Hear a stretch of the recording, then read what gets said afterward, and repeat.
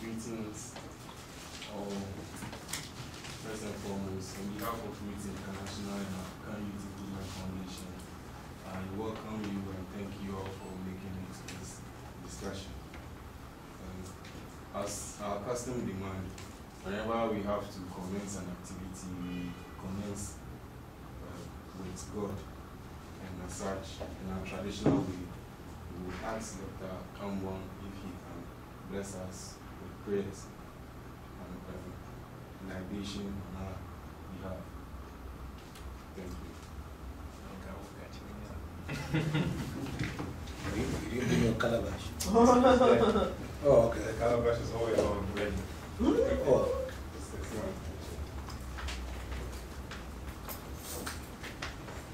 Oh, it's in the car.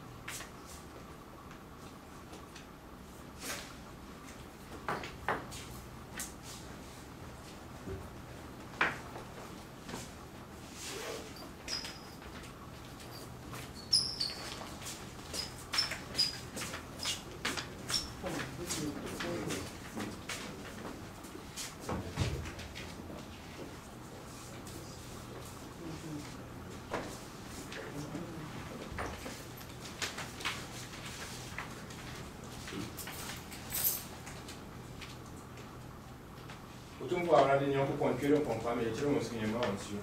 As I see, I'm putting one, as I see a dear more some unit, the different people. I'm also just more dozen tea, into me only back on a different back one from you. As you turn on, Confontano, Profatano. A community, as I've been good. As you have been, as you walk forward, as you want me, as you have before, as you do, me and I'm and again, and I said, nay, because I don't pay some kind of found science from the NASA is more for as long as Sika, I the year and control to my demand, I be mine. There's some of you found here, said, I be from you now, when you are here. Yeah, you walk, I be mine, after so you know, you walk, I'm on it. When I is from me, you're not knowing someone for me, now, if you feel for a peanut or a million. Now, after the they say, because I don't pay, the being Shimoka Crana, and Shimon, the because of fire, I be from here. The year, the man can't control any sword, in I is from me. After the year, I'm passing young for some year. Upon the man ye, or Jan Shina for me now as in Ancabaco, when I'm no real and Timaco. Obia or Pesanca, be my judge. Massa, a man good name for another room, when I listen to my Dauroma. Most trying consequences. Most I need I she high, most of me are being high, my Dauroma. You.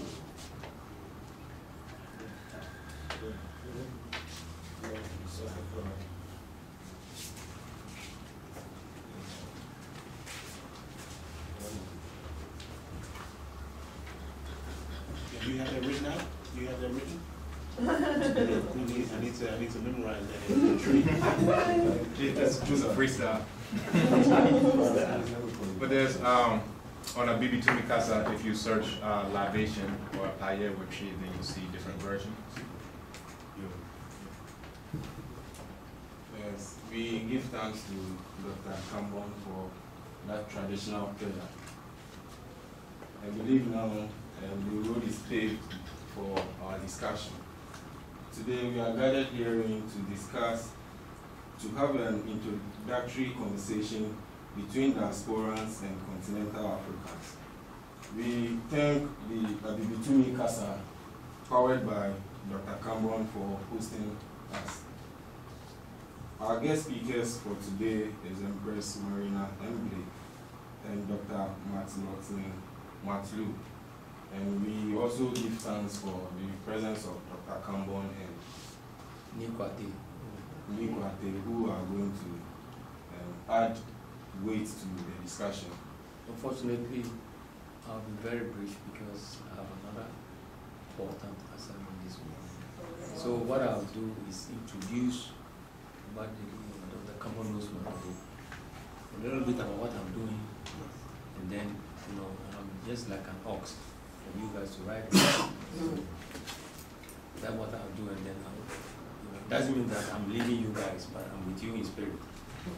But that's what my contribution will be, very brief. Thank you very much. So I think I'll read this little introductory thing that we all have, and then me will come in with the submission.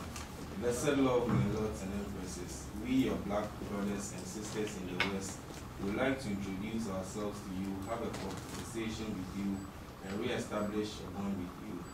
Indeed, throughout the years, we have seldom spoken directly to each other and have known of each other only what has been fed to us by a biased white media, intent on alienating us from one another and sowing seeds of distrust and discord between us. In particular, the white media portrayed you as backward and uncivilized, while at the same time depicting us as lazy, unproductive, criminally inclined individuals who would rather rely on government handouts than work for an honest living. In fact, the United States of America has willfully exported the negative image of its black citizens throughout the world for the explicit purpose of engendering hatred towards us. This conversation aims to change that perception. This introduction is part of the booklet we all have. Having said that, we will allow me to make a submission. Thank you. I'm Nikwate. I used to be the head of the media research unit of the Institute of African Studies. It's very department. I served the Institute for almost 24 years. I'm basically a filmmaker, a producer and a director.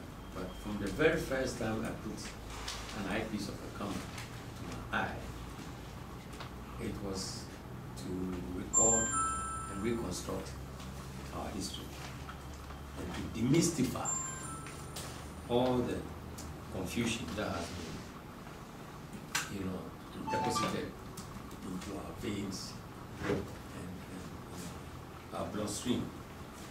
So I embarked on a project, which is still an ongoing project, called Yamanihunu. Yamanihunu is another expression I believe is a catastrophe. They might have, Can you spell that? Amanehunu, A-M-A-N-E. Hunu is H-U-N-U. Two separate words. Yes, Amanehunu. Or in Ghana, Amanehunu. So basically, I've said about this long-term project after a visit to Cape Coast Castle several decades ago. One of the things that struck me and in fact moved me almost close to tears was this spectacle of our local fishermen going about their normal business around the castle, fishing, selling fish, going out there, bringing the catch and etc. Totally oblivious to this edifice, which was, I had an atavistic throwback, it was so, like, I couldn't believe it, that our collective memory could be so diffused into thin air that these fishermen had no connection, they didn't see any connection between them and their ancestors and the purpose of that edifice, which was not there. So it's on that basis that I started this project, Amanihunu, to do a series of documentaries to tell the story from Africa, the diaspora. My plan was even to visit Brazil, Latin America, Aruba, and the Dutch colonies and all that kind of stuff. So the project is ongoing. I met Professor, he was then the head of the Fort Valley State University, the president of Fort Valley State University, who became very close to me, and in fact, he met me at a conference in New York, a diaspora conference, at which I presented a film I did on African art, exposing all the major artworks that had been stolen from Africa in the basement of the British Museum. How I managed to take that project and to be able to finance my way to the museum is another story. But after that production was released, the curator of the British Museum was fired for allowing a nigger to go down there, and 80% of the acquisition that they had looted from Africa remains hidden. 10% is only what you see when you go to the British Museum. So I want to expose that. Okay. So I set about this project, the African Holocaust Project. I've recorded interviews, discussions, and I'm still doing so. And in fact, the first time I met Dr. Kambon was in DC, in 2002, August 2002, at an African conference. So now that we are back here home, it's really, for me, such a spiritually, uplifting feeling to be amongst you. It means that we have to hook into each other and continue this work, because it's a major thesis, but it's not going to be my thesis. I want to embrace all of you here to be part of that. And it's called Amani. And I live not far from here. Dr. Kambon knows my house. I have a studio, and also in the next 6 months or so, a partner of mine, a Ghanaian partner of mine, who is very well endowed in the US, we have registered a new TV station called Simba Television Network. We have decided, because my involvement in this new TV station that probably will start transmission in early January, is to focus on African history, African languages. So we are going to have a Hausa channel, a Ghana channel, we're going to have channels in the local languages. And programs, whether it's current affairs or whatever, will also be discussed on those. Of course, we have an English language channel, which is also current affairs. But specifically, there will be a channel devoted to the diaspora. So there will be a diaspora channel. So for those of us who are, agonizing about voice, how can we project our voice or our ideas out there, GMO and all that stuff? Simba is ready for you guys. And once I'm there and I'm breathing oxygen, you can be sure that your voice will be heard loud and clear. Thank you very much.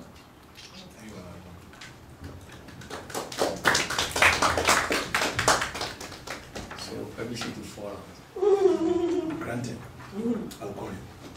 Thank you very much. Okay. My brother. Go after.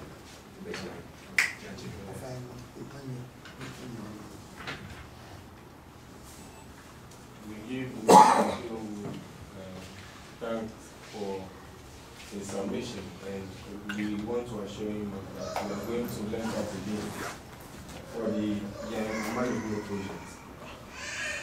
Without having more to say, I will leave the floor for Marina to make a submission. Good morning.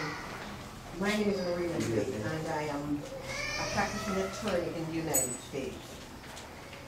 I live between New York and Ghana. My husband is here all the time, and I am back and forth. It occurred to me some time ago that there was a disconnect between us in the diaspora and the continental Africans, our brothers and sisters on the continent. And so I thought it useful to try to spark a conversation at the grassroots level, not at the AU level or the United Nations level, because conversations have been going on at that level for quite some time. Whether or not they have been fruitful remains to be seen.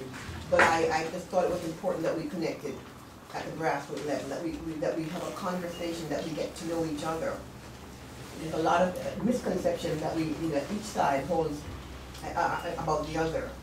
Even the fact that a person like me could be viewed as an Agoni, you know, called white, that is very insulting. Yeah. And these are some of the things that we need to correct. And so, as I'm here now in Ghana, I thought it useful after meeting with Dr. Kambon and Dr. Matlou at about 2 weeks ago, or a week and a half ago, at our place out in Somalia. I just thought it would be useful if we could maybe gather, you know, a group of people so that we can have a discussion about how to break down the barriers and to disprove or disavow the misconceptions that we have about each other. So a few years ago, about in 2012, I wrote a letter to the continent, a letter that I entitled Letter to the Continent, and I just got up one day and it just occurred to me that maybe I should put this letter out. And I wrote this letter, I sat at my computer and I wrote this letter, and then I distributed it widely. A lot of my brethren in South Africa, Ghana, Botswana, and throughout the diaspora as well. And I really got some very, very positive feedback on the letter. And I thought that this would be a useful opportunity now for us to discuss, as I said, the differences between us and the similarities, and to disprove some of the negative things that we've been fed about each other.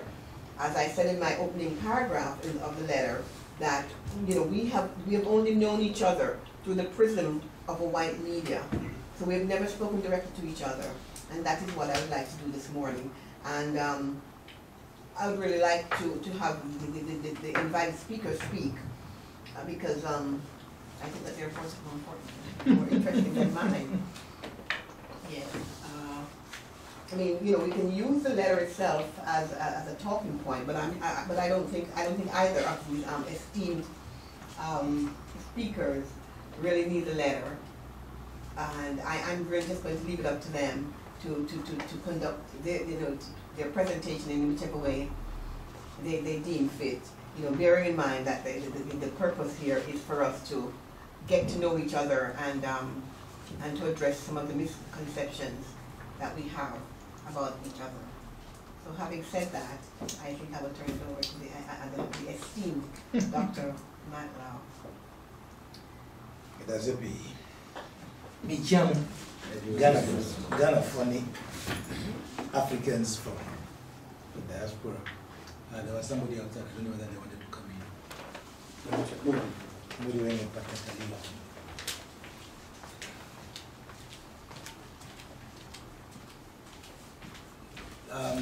Chairperson or program director, shouldn't we introduce ourselves just so that we also just get a feeling of colleagues? Yes, Dr. Howard said that we want to start with you before we speak. Okay.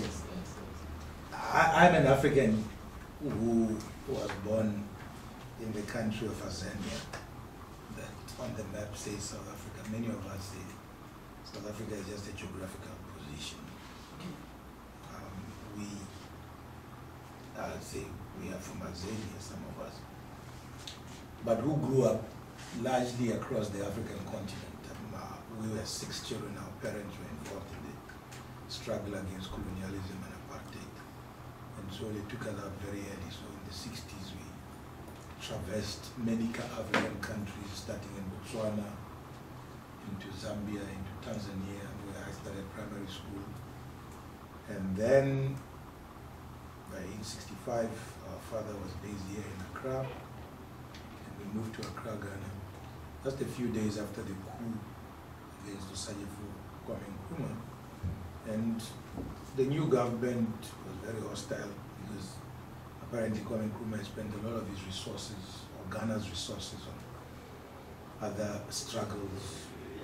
He was actually going to Vietnam, going to Asia, trying to assist with the Vietnam issues. And of course, it is now widely known who plotted the coup against Nkrumah. But we were lucky that at least there was intervention and we were able to stay in Ghana. We then left for Nigeria only because some of, one or two of my elder siblings could not get into school here. So we were in Nigeria, at least myself, 1967 to 1970, when Nigeria itself had 2 coups and a civil war. started. Came back to Ghana in 1970 and went to Form 2 at Aquinas Secondary School in Musu. And then went to Legon Presby for 6th form. And the University of Ghana I'm an alumni of the University of Ghana. My department was Nectar Geography as a minor and Political Science as a major. So Africa is in my blood. I've been to 31 African countries. And I think that is not enough. I want to visit all 54 odd plus at some point. So Africa, the issues of Africa for me are very important. And, I've spoken twice here in Legon, on the 19th and the 27th. And of course, when this invitation was extended, I thought I would find it useful to engage, because these are issues that continue to bedevil us. Africans on the continent amongst themselves, Africans within particularly amongst themselves, the dominance at some level of a class which does not know ethnic boundaries, but sometimes the class very much encapsulated within a particular group, which could be a minority, could be a majority, which then captures, the state, often called the democratic state, but virtually privatizes state and public resources for the benefit of a few. And this discussion is also important because this very division that we are talking about between Africans amongst themselves on the continent, in the diaspora, and 1/3 of the continent anyway already under Arabs who were enslavers. And often when we talk about enslavement, we think largely about the European period, and it wasn't really that. And many people also say we should not continue to call it the slave trade, because when you trade, apparently you have something, you give me, and there's an exchange. But Africans, basically, this was not a trade. It was a trade of Africans, but not that Africans fundamentally were themselves or would have wanted to be traded. It was a relationship of unequal, overwhelming military might, but also quite a bit of naivety on the part of Africans who were given mirrors and useless accoutrements from Europe, which baffled them, and they accepted them, virtually sold their brothers and sisters.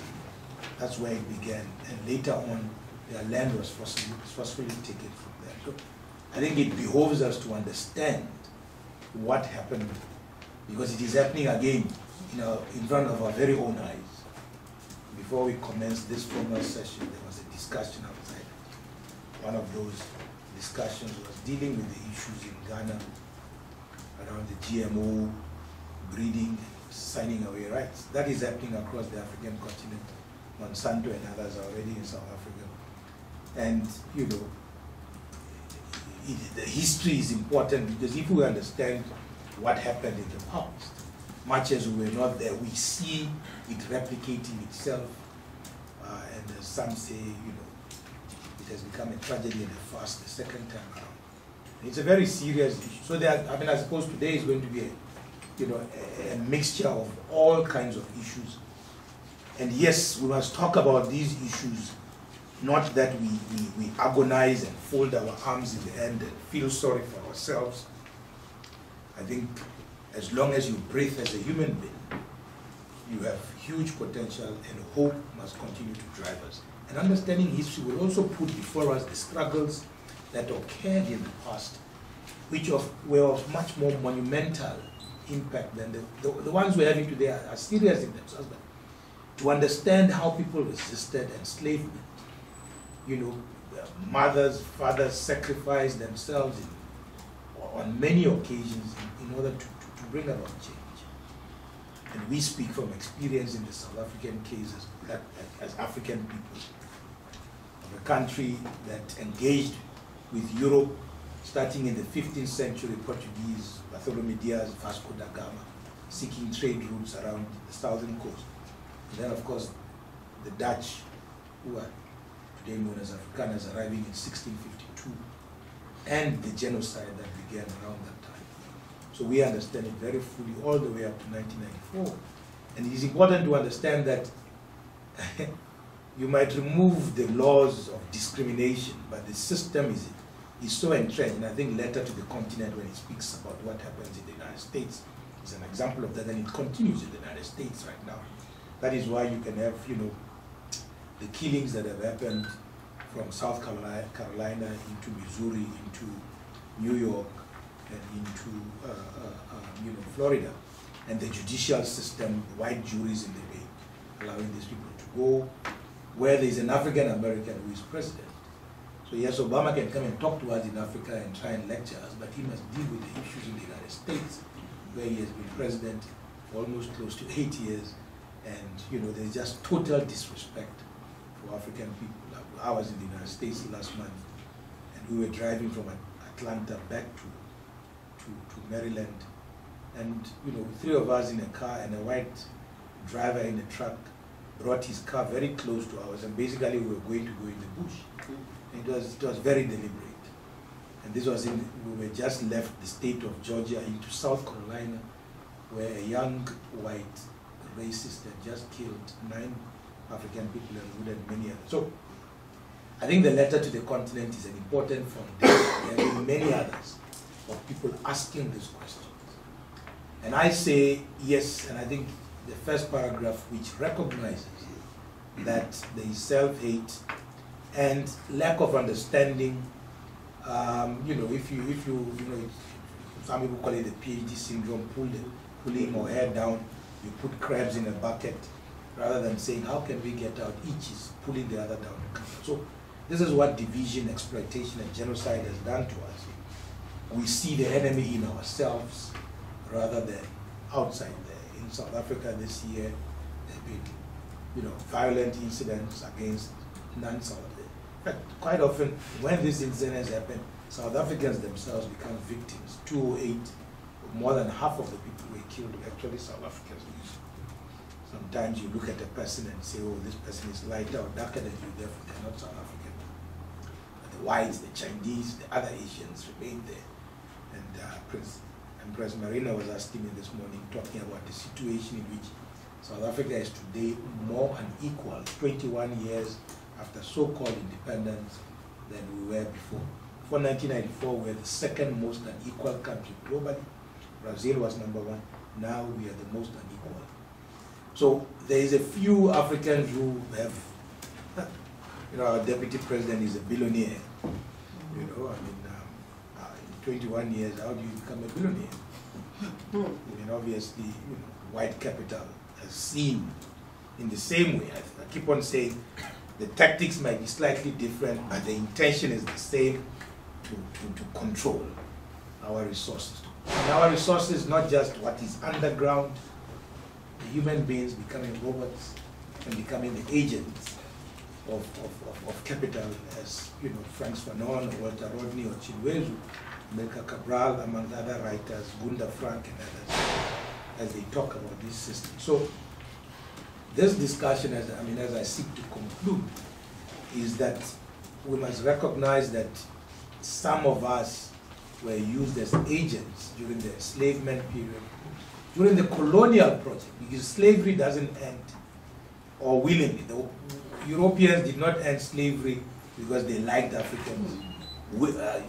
Lincoln, who was president of the United States, says it. You can Google on the internet. When you look at emancipation in 1865 and stuff, he did not understand why whites were fighting among themselves for Africans, why they were killing themselves. Even the arming of so-called freed Africans to fight, even that tactically, when they thought about it, they saw the danger. That is why also, even when Africans took part in European wars, we were there as potters, because, if you gave Africans arms, they might suddenly say, but why don't we shoot this white officer?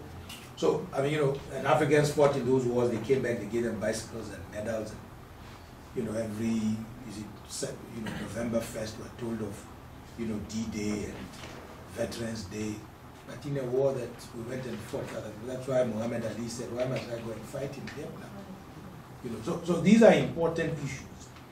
And I come back to Ghana in 2015 and I see what might, to some people, we call development. You know, a lot of new buildings. You know, yesterday we drove to Afinia, and I was here. Tema motorway was just the motorway and empty space. Now buildings all over. But you also see a lot of poverty as well. So, in one sense, progress is being made, but also, you know, when you talk about progress, it is when human beings generally are lifted. So when we see young children selling ice water or bull fruits or tiger nuts and others on the motorway, ask yourself, what is that? So again, we are being assailed by other things coming into our societies that if we do not guard, you know, then we will be leaving a country and a continent and the African people, wherever they are, virtually at the bottom of the ladder. And what I was speaking about in the period I've been in Ghana has been about, you know, the enslavement period, and that the UN has a decade which started on the 1st of January this year, ends 2024. So what are we going to do about this decade to ensure that racism as it continues and genocide as it happened does not continue? Because there is enslavement, places like Darfur in the Middle East, Mauritania. So there's a lot of work to be done in that regard. And part of this reaching out would hopefully also allow us to understand the struggles out there, and, you know, people in the diaspora to understand also. And that an injury to one is an injury to all. And just, you know, one or two more things. As we plan, as we develop whatever strategies we're talking about, it is important to understand that resources are going to be required. And so, you know, some of the discussions I've had with people in Ghana being here is, you know, yes, we can see ShopRite and white capital over here, but what goods are going from Ghana to South Africa? We've got to change the lack of balance that, you know, in terms of trade, you know, there is dominance. That is within the African continent, but between Africa and the diaspora. Yes, Obama has extended the African Growth Opportunity Act for another 10 years. But what, you know, the extension requires that American goods must come here, you know, and certain tariffs being removed. You were talking about EPAs and there was resistance. That resistance has been broken, again divide and rule. Now you're going to be competing with European goods, Chinese goods. So there is a need for us to organize and ensure that we are taking advantage of whatever resources we have in terms of moving forward. That we bring people of all ages, youth and others, that we see more of the female gender in meetings like this, moving forward. You know, that for me that must be what must happen. That we share contact details, which I have done. I'm going back to Azania on Saturday, and you know we will continue to engage. You know, to ensure that you know, the social media is there. Let us also use this media instead of some of the funny things that we see on social media for education. Chairperson, may that say be. We thank Dr. Matlou for that comprehensive submission through introduction. If we can, others can introduce themselves, we'll start from Dr. Kambon. I'm Dr. Obadele Kambon, research fellow here at the Institute of African Studies, also the founder of Abibitumi Kasa, which translates to Black Power Language. Abibitumikasa.com also has forums where we are over 6,000 Africans strong. We actually try to encourage African people to abandon digital plantations in order to go to websites that are owned and controlled by African people, as we do in our individual lives. And as we say we want freedom on the scale in this side of reality, we should also, you know, emulate that on everything that we encounter. So that's just a little bit about me. Yeah, my name is Sela Kojo-Ajay. I'm also in Institute of African Studies, a PhD student, and I'm doing I intend to do my research in African traditional religion. My name is Neokwe Hammond. I'm a PhD student first year. I'm a documentary maker. I have the True Colors of Paradise on YouTube. Have a look at it. I attended the School of Performance years ago, did my master's here. I live in Holland. I've come home for a year to start this part, go and finish, and come back to live here and see how I can contribute. The most important thing for me is to connect with my people and share with them what I have and what they have and see what we can achieve together. That is why I'm here. My name is Kambon, and I'm coming from Marina. I'm currently on the Enterprise Ghana as a subcontractor. You feel me, Baba, Dr. Brothers, Maury Kamara, they free USA, they free, Wolfrey, they free. Okay. So, from United Snakes of America, African-born man, came back here just 2 weeks ago to repatriate to Ghana. I live in Domi, Pillar 2. I am here to continue to learn and grow as an African man and see how I can use my personal skills and talent for the liberation of African people. My name is Chebio Evans. I'm a freelance journalist and a social activist with the Coalition for Ghana's Independence Now. We are basically saying that, and most of the time when we go to programs like this, people ask you, what do you mean? As soon as I mention the name of my coalition, what do you mean? Are you trying to tell me we are not independent? And I tell them, yes. Our independence having sold out or bought out. Because when you look at the laws Parliament is making, none of the laws think about you. The laws think about foreign businesses, foreigners, how they do. So this coalition is actually fighting anything foreign that do not benefit us. Anything foreign that makes sure that we live a poor life and discriminated, we fight against them. So right now, one of the things that the coalition is fighting against is the Ebola vaccine trial that they want to do in Ghana. So basically, that's what we do. My name also is Abena from Kambon. I'm a freelance journalist as well, social activist with the Coalition for Ghana's Independence Now. Basically, we also into the same,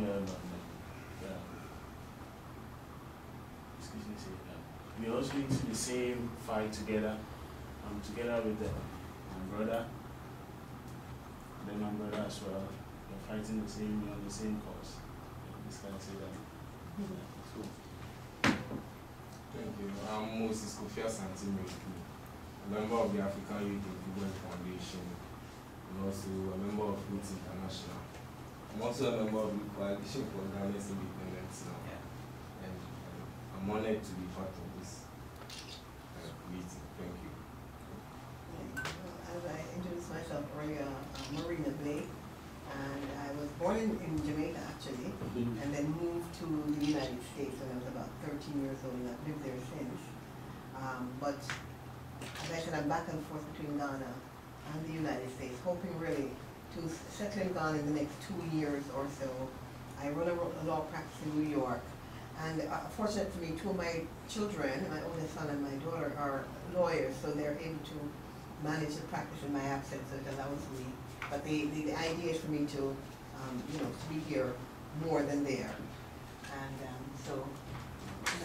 My name is Kwame Sam. I'm a member of the All African People Revolutionary Party, ADRP we call it, and I'm also a teacher promoting Pan-African education within the basic schools. Dark Lord, that's the blue magic, means Dark Lord. Dark Lord came to me to accept it because of what I have learned from history about Africa. And how they force us to reject ourselves and go to church and give you a foreign name, a white man's name. And when I came back to myself, I said that I'm a big fool to answer the name Roger Erasmus. It doesn't plate Africa in, it doesn't plate me into myself, but it takes me out of myself against myself. So I look at the author and I say, okay, nobody is answering this name, Diplomat Dark Lord. So I believed if there should be somebody like my creator, then my creator should have to look like black. And to the book they presented to me as Bible, what I learned from it, the first thing, God created heaven and earth, and the first was the dark. So when you wash dark, you see white. When you wash white, you see dark. So why did it ask the dark? So into my language, it means Diplomat, Dark Lord. So my name is Dark Lord Akumedofu Dada.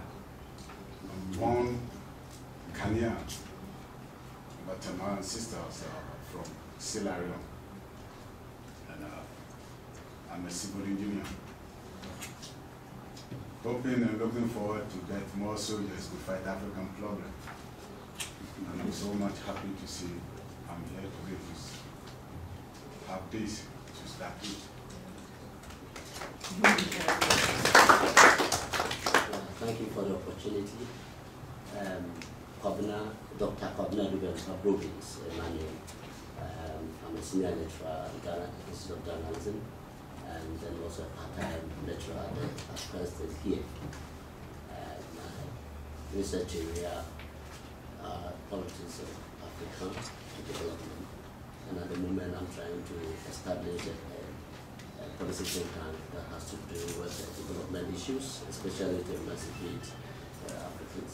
Especially, I realize Africans, most of us have institutionalized poverty, and we want to find out how best we can actually make a contribution towards alleviating poverty. And I attended a seminar last Thursday, and I was invited to participate in this program. That's why I'm here. Thank you. Okay, I'm Bernardine Johnson, and I'm a master's student here in the Institute of African Studies. I don't have a long program, so yeah, that's it. A member of African Youth Foundation. Yeah, I'm Aibu Darius, also a master's student in public administration and a member of African Youth. I'm also Reginald Adi, a member of African Youth Improvement Foundation and a final year student in Wanted to be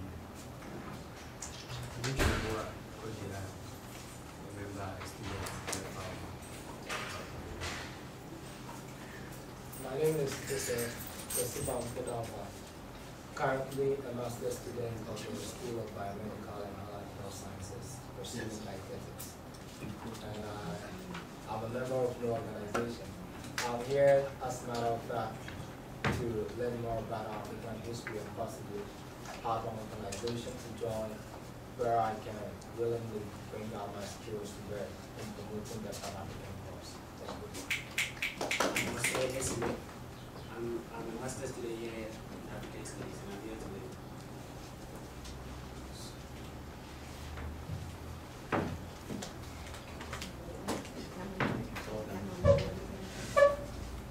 Yeah, someone new in the camera picture. I'm simply called Bush Doctor. I'm a revolutionary who represents Africa. Everything concerning Africa, I suppose I want to be there and just be part of the activity to see Africa liberate itself and emancipate people. So yeah, bless. Bless, man. Hello, Jamal. Yeah, I'm Honorable Jamal, the freedom fighter. Very good. Introduction. My name is Richard Kokos. I come from Somania. I'm a member of our Rootz International. Thank you. My name is Sister Jiva, and I'm a member of the All African People's Revolutionary Party. Greetings, I'm Jabi. Just Jabi, one love. Freedom fighter, you know. Pan-African living individual. All right. Thank you. We give thanks to one and all for the introduction. Now, Empress Marina will Right. take and run us through Right. In order to, documents we have. yes, right. So in order to spark the discussion, to get the discussion going, we determined that it would probably be useful for me to sort of point out, or just go through briefly, the letter to the continent that I had written about 3 years ago. Of course, everyone, most people have a copy, and the first paragraph we've already discussed, that it was, right, that I wrote it so we can bridge the gap between us in the diaspora and our brothers and sisters on the continent. One of the things that I know is that you on the continent have been told that we in the diaspora are lazy, we're not industrious, we would rather collect public benefits like welfare or the dole rather than work for a living, that we're violent. All the images you see of us is of us, causing, corruption in the society. And then you hear about all the crimes that we have committed. And so we just thought that those things needed to be clarified. So in the second paragraph it says, we want to show that there is a deeper truth beyond the media headline, and that the truth is that which Africans on the continent must understand in order to fully comprehend the continued tribulations of black people in the West, notwithstanding the election of Barack Obama in 2008 as the first black president of the United States. We want to tell you about the difference, because he is a difference, right? Everybody heralded him as sort of a savior, right? So he's a difference, but we want to show you about the difference that makes him a difference. The other day I was watching something with Michael Eric Dyson, who is a political commentator in the United States, a professor and a philosopher, and even a preacher. And he says, here we were thinking that Barack Obama was Moses. And he says, he ain't no Moses, he's Pharaoh. He's the exact opposite. So he's the exact opposite of what we were heralding him to be. And right, and he's a change, right? There have been up until Barack Obama, all the presidents of the United States have been white men. So he's a change, right? But we're going to show you about the change that brought no change. That is more of the same. And what you need to understand is that it is not the president, but rather the presidency. It's the office. So it doesn't matter if there was a Chinese man in that office. He is advancing white agenda. He's advancing the interest of America. And America means white, because in as much as there are black people in America, black people born in America for centuries, they somehow, when people talk about Americans, everybody conceptualize white people. Nobody says, so black people have to say, I'm black American. They, usually they have to qualify, I'm black American. A white person doesn't say I'm a white American, they'll say I'm an American, because they are the norm. They are the norm. And so they don't need to qualify themselves. So we want to tell you about the shift. We want our brothers and sisters on the continent to understand about the shifting nature of racism, and to demonstrate that racism is both an idea and a structure of institutions. So it's not simply a matter of, buck up and take responsibility for yourself. You're weak, you're complaining, and it's not that at all. It goes much, much deeper than that. We will explain why in the midst of boundless wealth in the United States, black people have remained poor. It's not because we're lazy, it's not because we lack ambition, it's not because we're unindustrious, it's not because we're not intelligent. It's because the system is rigged against us. That the entire system is designed for us to fail. So right, we want to talk about that. We want to let you know that poverty is not an accident. It is deliberate. Right, as I said, the system is rigged against us, so that We're designed to fail. It's designed for us to fail. When O.J. Simpson, several years ago, O.J. Simpson, this very famous former football player, got acquitted of the murders of 2 white people. White people were up in arms, and they said the system is broken. The system has failed. And they were correct, because the system is designed to imprison black men. And when it fails to do that, then it is no longer working. We've got to fix that. Because the system is designed to, as I said, incarcerate black men. Malcolm X remarked that, we talk about the hurdles that's put in our path to success. Then they curse us. They curse us for not succeeding, right? A practice which led Malcolm X to remark that he has no respect for a society that crushes a man under a heavy burden and then curses him when he's unable to stand up under the weight of that burden. So you deliberately put a burden on him, and then you curse him when he's unable to bear the weight of that burden. And let me tell you, they hate us when we fail, but they hate us more when we succeed, because they've done so many things to prevent us from succeeding. We want to expose the distortion of tying blackness to criminality. There's a book called The Criminalization of Blackness, very good book. I would recommend reading it. I recommend reading it, when you get the chance to do so. I also want to tell you that all the statistics that they give you about black people's criminality in the United States, and I'm here to tell you that statistics does not tell you causes. It does not tell you the cause, right? So whatever violence you're talking about is our response to the violence that has been directed at us. It's our response to the oppression and the discrimination, and that's called self-defense. Do you understand? And I want you to know that we have been, as I said, I borrowed a line from Shakespeare, Shakespeare's Hamlet. We have been more sinned against than we are sinning. So any sin that we are perceived to be, any sin that we are perceived to be taking part in, to be sinning, we have been more sinned against than we are sinning. And our behavior is simply a response to that. We want you to understand that in the same way you have inherited advantages, you have inherited disadvantages. One of the big things people like to talk about when we talk about racism and discrimination and why we're unable to succeed to the degree that we should be succeeding, they'll say, but your narrative is old. You're talking about something in the past. But the past is not the present is not disconnected from the past.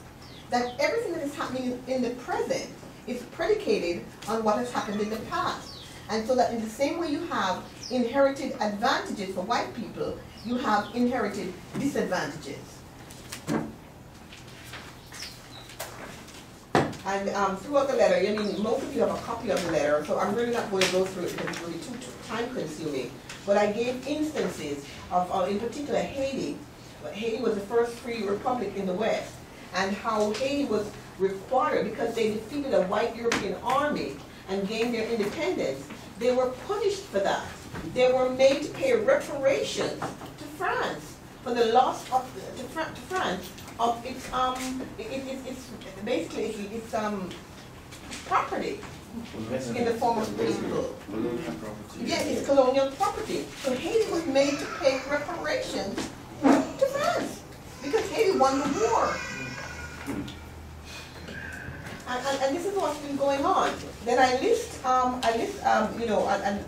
to show that this was a pattern of behavior. This wasn't an isolated incident between Haiti and France, but it was that in the United States there were lots of laws set up to ensure to keep that even after slavery officially ended in the United States in 1865, all sorts of laws were set up to prevent black people from achieving. A very important point, the restrictions on entrepreneurship, because that will explain to you why we have not succeeded to the extent that we ought to have succeeded, at least economically. Black people's attempt at economic self-sufficiency and independence were thwarted by whites at every turn. Specifically, blacks were restricted by law from participating in businesses on the open market. In fact, explicit state and local policies restricted the rights and freedoms of blacks as entrepreneurs. Numerous industries and various types of businesses were off limits to blacks. So even after slavery ended, we were prevented from entering certain types of industries. Even if we had the education, if we had the skill, if we had the know-how, we were not allowed to enter certain types of industries. Those were reserved and preserved for whites and whites alone.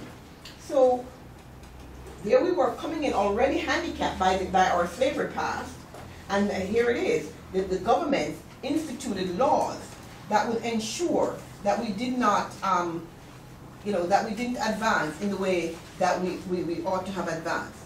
And what I want to say to you is that success is not random. All right, success is based on a lot of things.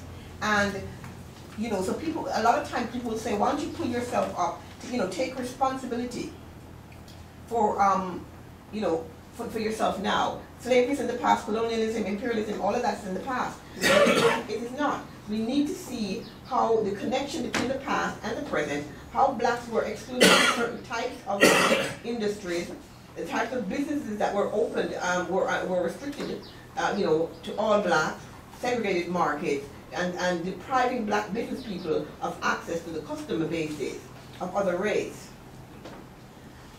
Right, and we were also forced in the roles of consumers. People talk about black people and their money. And as soon as blacks get money, they buy sneakers and they buy cars, they don't invest. Because we weren't taught those skills and we weren't encouraged to do those things. In fact, if we tried to do those things, we would be penalized. We would be penalized by the society. In terms of education, the criminal justice system, the inequality in the criminal justice system is well known throughout the world. As we can see now what's happening to our black men in the United States. And as the mother of 5 black sons in the United States, it's very disturbing for me. It's extremely disturbing for me. Okay, and I also gave a list of some of the communities the government sanctioned violence against black people. In Rosewood, the community that was destroyed by the government, black communities, individual blacks who sought to achieve higher than the role that was envisioned for us. The types of problems they ran into: Paul Robeson, Reginald Lewis, Bill Cosby. These are some of the people who have, who were prevented from advancing beyond the sphere, as I said, which has been assigned to blacks. Then I talk about, that it is useful in a society like that to have a few black people who do succeed, because you want to give the appearance that there is equality and there's justice, right? And that anyone who's hardworking can achieve. But so they put, people like Barack Obama, Colin Powell, Condoleezza Rice, Michael Jackson, Michael Jordan, Oprah Winfrey. These people say, well, here are black people who are successful, so what's the matter with the rest of you? But it's capitalism. And we know that in capitalism, everyone can't succeed. Capitalism requires a very broad base of people who are, who are marginalized, and so as to support a very small top. And it's also useful for America to project this image of providing, equality to everyone by showcasing these few people. But that, you can't confuse that. You cannot confuse the success of a few individuals with the collective success of the black race, because the exception cannot swallow the rule. The exception does not swallow the rule, and the exception does not become the rule. We also talk about that the system cannot remedy the black condition because the system is the problem. A lot of times I'll hear my brothers and sisters on the continent saying, oh, under white rule we did better. Well, under, because things are worse, when we have our own people ruling us. Well, let me tell you, I'm here to tell you, I don't believe in calling in the arsonist to serve as fire marshal. I don't call the person who set the fire I don't call them in to put the fire out. You understand? So when you call in white people to solve your problems, you're calling in the arsonists to serve as fire marshal, and that's not a winning strategy. That's certainly not a winning strategy. I highlighted that so long as the system remains intact, the question of which individual holds power is irrelevant, and thus Barack Obama's election works as a subterfuge which causes black people to relax our position and convince us that we're living in a post-racial society where race no longer matters. Well, I'm here to tell you that race matters. Race matters. Race is not inconsequential.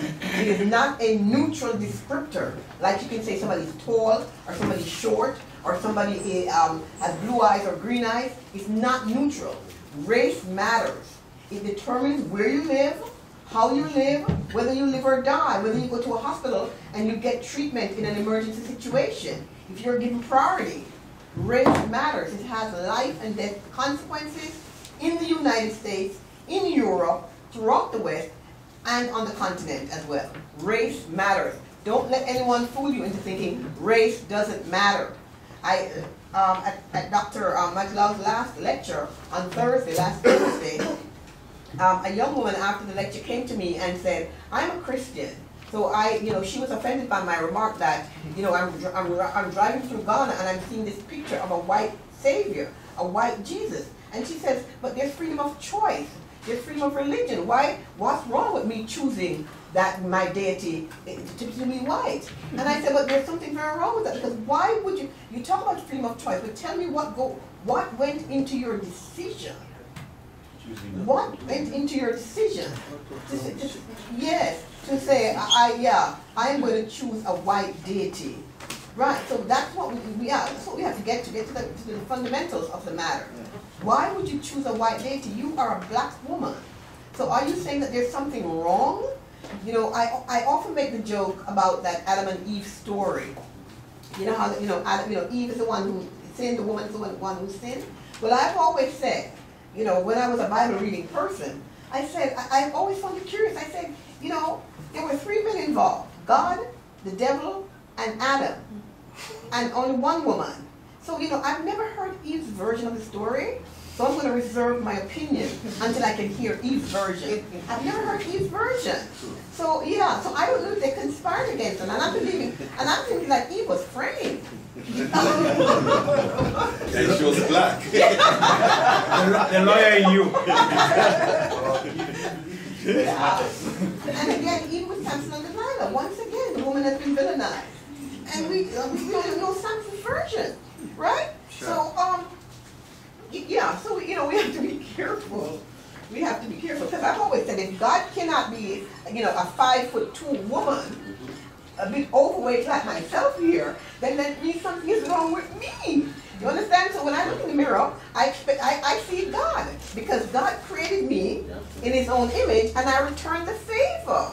And I created God in my own image. I return the favor. So, and I don't mean to offend but some amount of offense is necessary.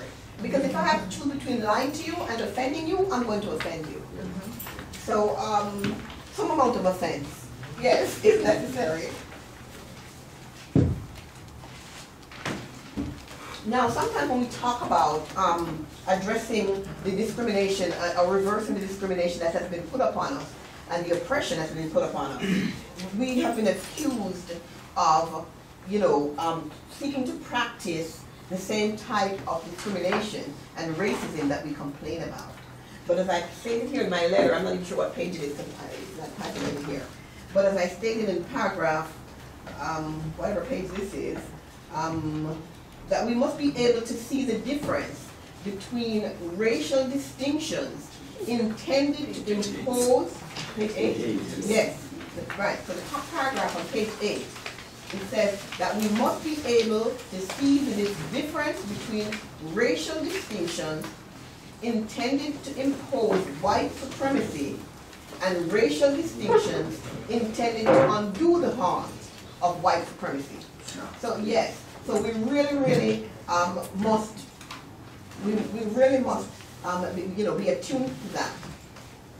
Now, page 9 on the second full paragraph on page 9, the second line, I talk about the masterful act of treachery that white people have, that the white man continues to retain a position of trust and reverence among black people, right? Despite all that he has done to us, all the evils that he has done to us. And we continue to love him, revere him, worship him, and, you know, promote him above his interests above our own, until I spoke to the very wise Dr. Kambon and said to me, but it makes sense that we would, because it's not even despite what they've done to us, it is because of what they've done to us.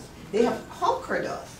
And so we believe that in conquering us, they have shown greater strength, I guess, maybe greater intellect, their culture is greater than ours, their God is greater than ours. So you want to align and associate with the more powerful force. So I suppose, as Dr. Kambon rightfully pointed out to me, that yeah, maybe that's a different, another way of looking at it. But in any event, in that very same paragraph, I quoted Dr. Naeem Akbar, who writes that the slavery. Now, a lot of our colonial, our brothers and sisters born on the continent, you never experienced slavery, never went through it. Nonetheless, your mind is just as shackled as our mind. We went through the slavery in the diaspora. And Dr. Naeem Akbar writes that the slavery that feeds on the mind, that invades the soul of men, that destroys a man's loyalty to himself, and establishes allegiance to forces which seek to destroy him, is an even worse form of capture.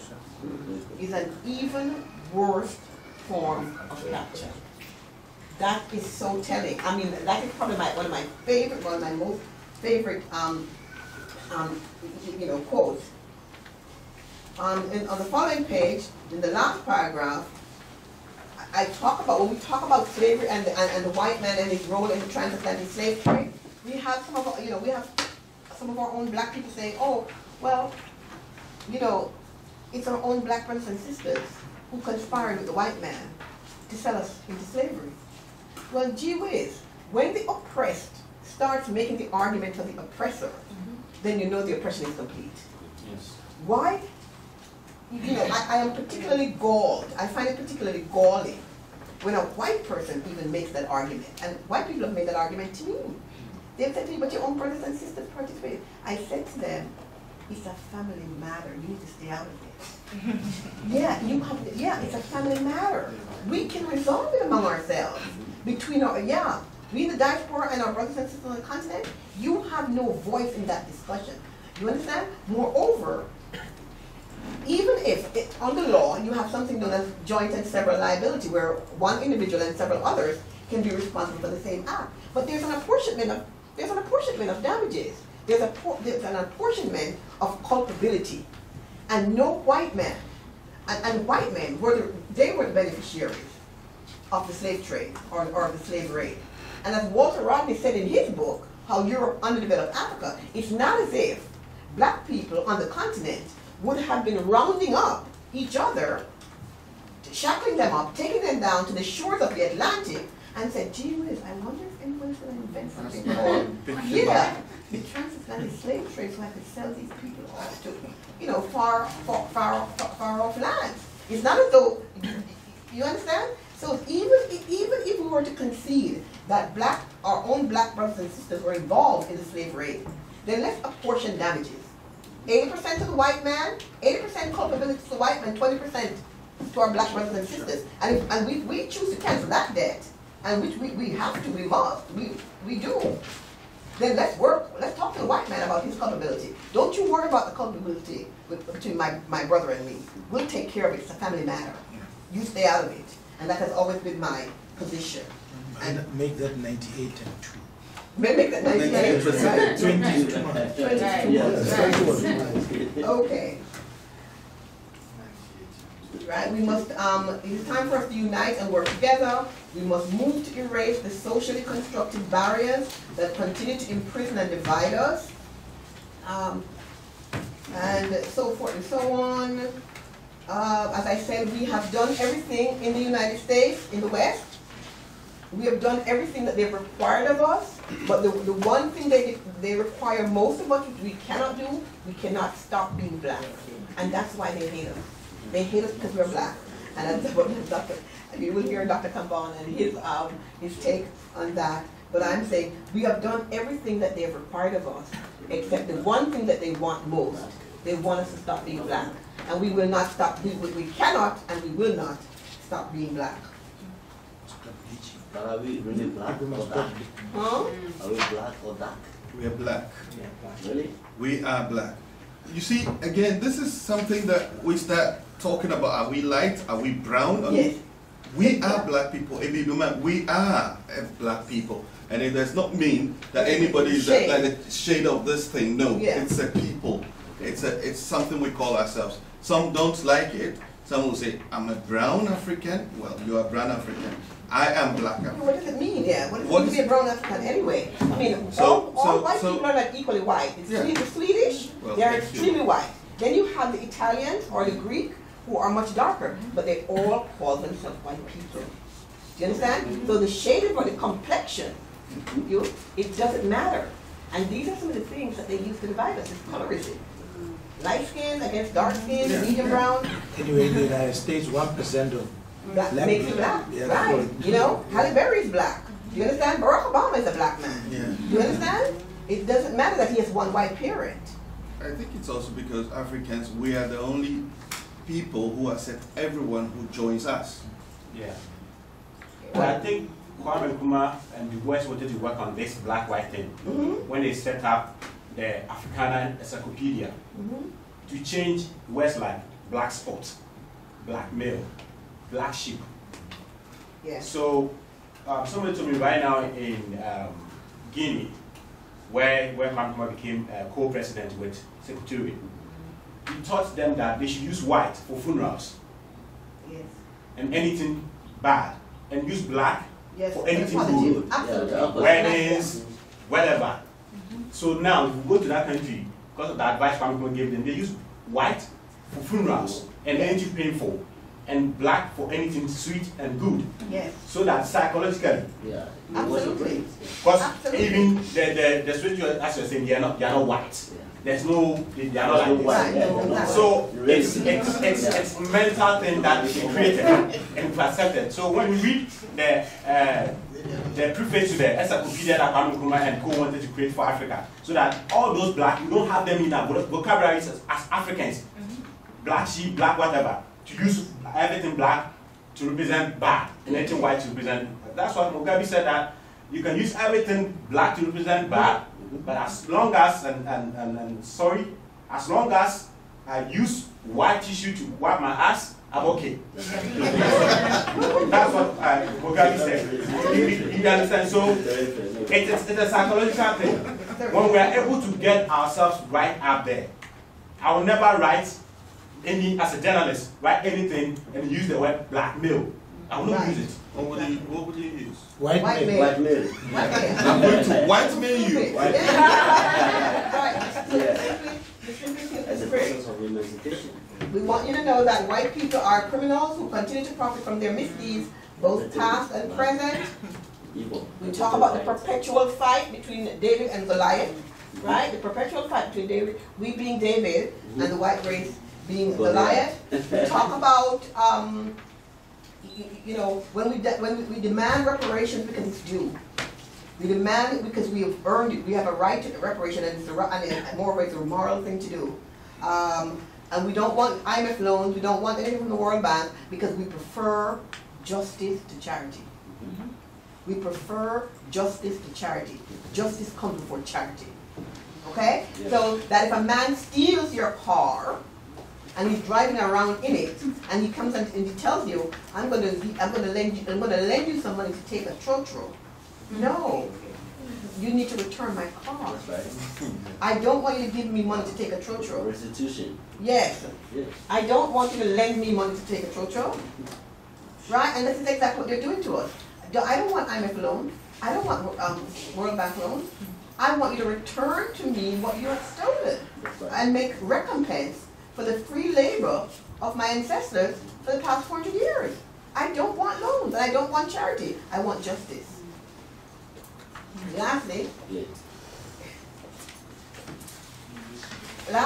I just want to say, the next time a person asks you, because when we talk about racism, once again they'll point to and say, but listen, you're an attorney in the United States, you have 2 of your kids are attorneys, this and that, and so forth and so on. Once again, that's individual success. That's individual achievement.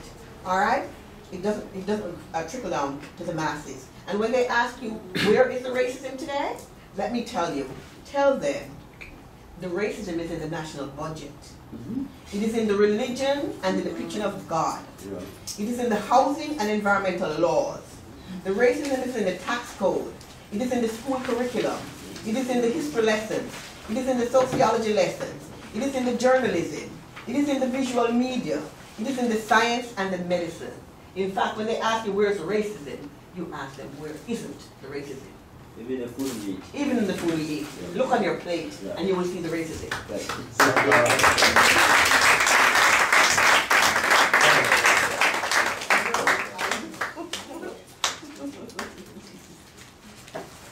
Okay. We thank Empress for her submission. The last part, which she said, when somebody asks you where is racism, I flip to the page. No, it's not there. No. I would want them to go over there. Yes, Now. indications of slavery. Okay, so all right, so where's the racism? We can all, all right, and as this gentleman said, look in your plate. Who was it that said that? Thomas Sankara. Thomas Sankara said that before when the elite in Burkina Faso were asking, so where's the racism you're talking about? He said, look in your plate. Yeah, imperialism. All the food in your plate comes from outside. So if you're shocked. Moreover, another thing too, if any black person is confused about who they are, and if they're black or not, ask a white man, he'll tell you who you are. And then he'll tell you quick, fast. He'll tell you who you are. So if you're confused, am I light skinned, am I brown, ask a white man, he'll tell you. And as I've always said, somebody said to me once, how is it that Rastas revere his Selassie, and he looks like he's mixed, or he looks like he may not be fully black? And I said, I'll tell you something, if I'm walking on the street, if you're walking on the street, and if Haile Selassie is walking on the street, and the Ku Klux Klan is coming, we all gotta run. We all gotta run. None of us can stand back, and Selassie could stand back and say, let me explain, I have some mixed blood in me. You understand? We all gotta run. So if you're confused as to who you are, ask the Ku Klux Klan. They'll tell you, and they'll tell you in not a very nice way. So as I said, when they ask you where's the continued racism, the racism is in the national budget. It is in the religion and the depiction of God. That's where it starts. It is in the housing and environmental laws. The racism is in the tax code. It is in the school curriculum. It is in the history lessons. It is in the sociology lessons. It is in the journalism. It is in the visual media. It is in the science. It is in medicine. It is everywhere. I think Empress Marina deserves applause for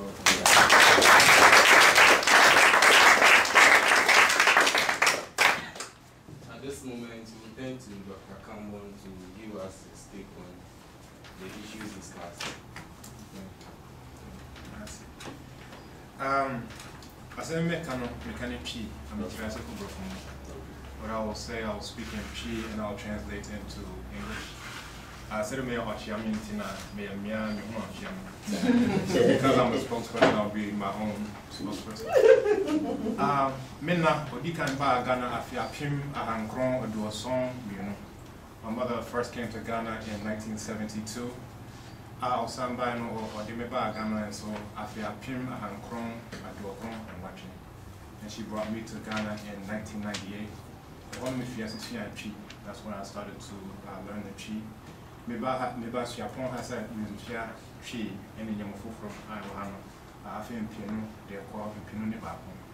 So I came here to study here at the University of Ghana from 2000 to 2001.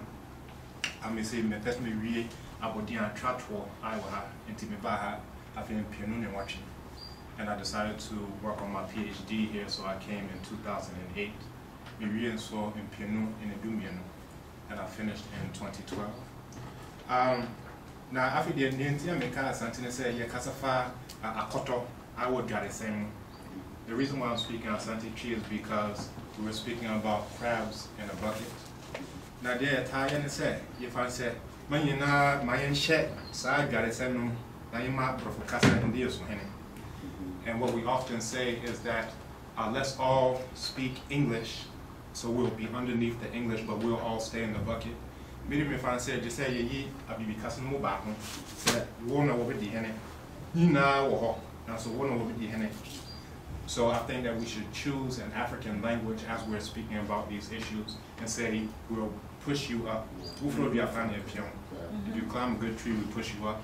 Now, yeah, I will have to say, you know, my income for you fan said, bro, for nobody henny. However, what we often do in practice is we say, English, you will be the ruler.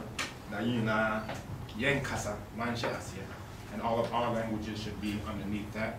I don't agree with that type of position. Now, it didn't actually say Minjintum.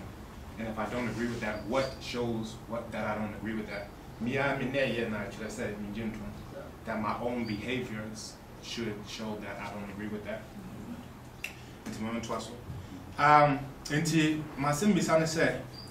Just say a camber for Casa and Sana yet me Casafa a Bibi Fahundiam. So my question is, do we have to speak English before we can start talking about African liberation? It's a serious question. Into one war in Krasi, just say almost young brofo and Sana Omutminya Fahundia Ayetmi Casafa. So those who are in the villages and other places, do they have to come to learn English before they can start talking about African liberation? Now, Afidia said, and also if the words, the vocabulary isn't there, who has that responsibility? Who has the responsibility to create the terms in order to talk about African liberation? I will in the global African world.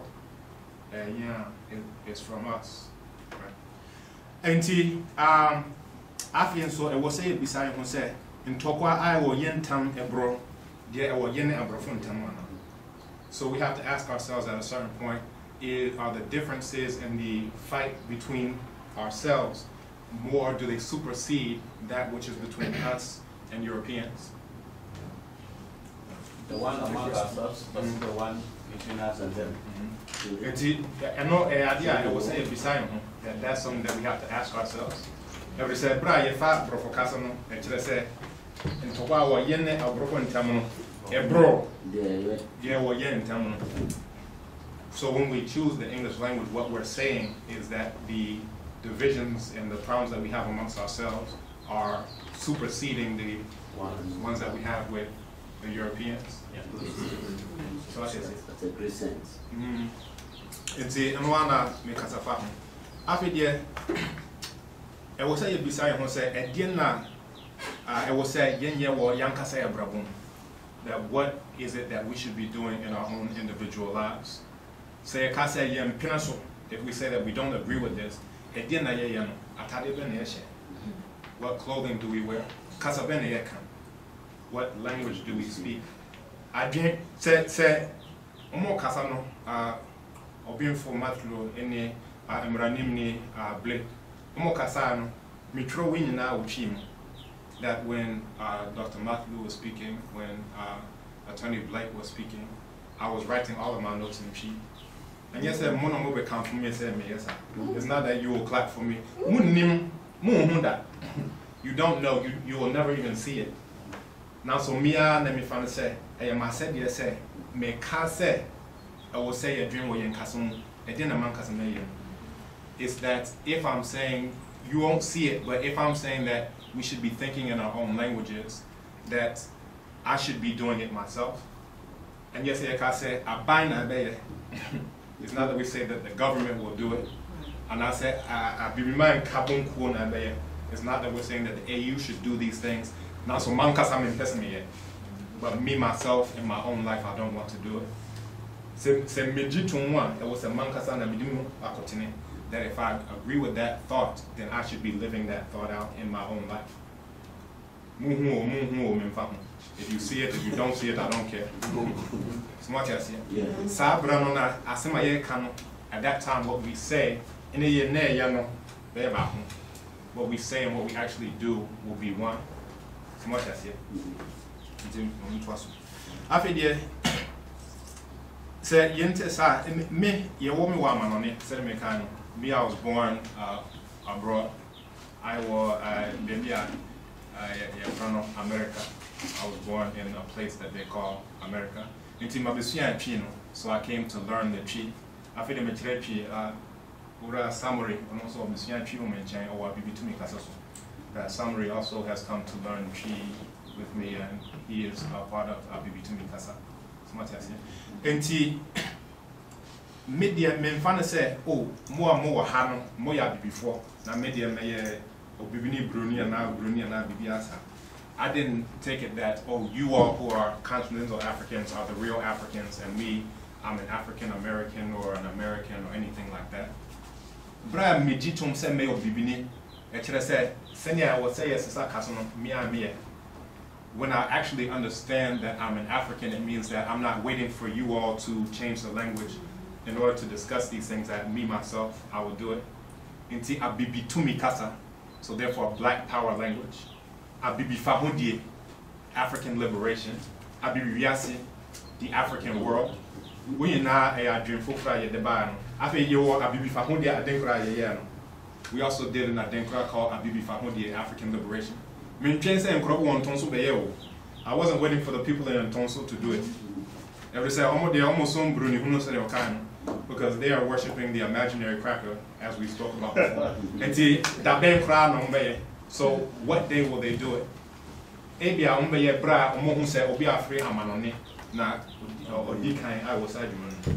That maybe they will do it when they see that someone coming from abroad has pioneered some of these things in our own languages.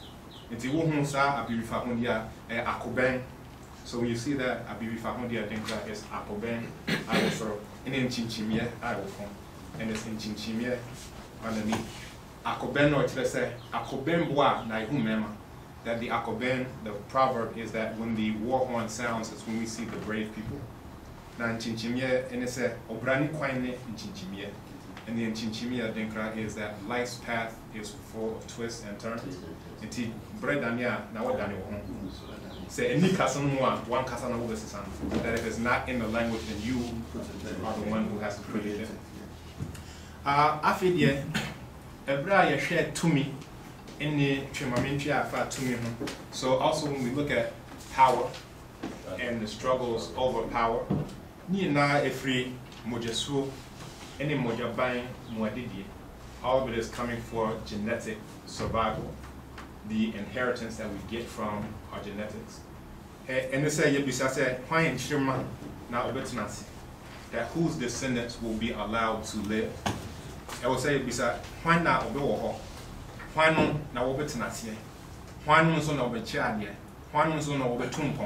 that all of these things are whose descendants will live, exist, survive, thrive.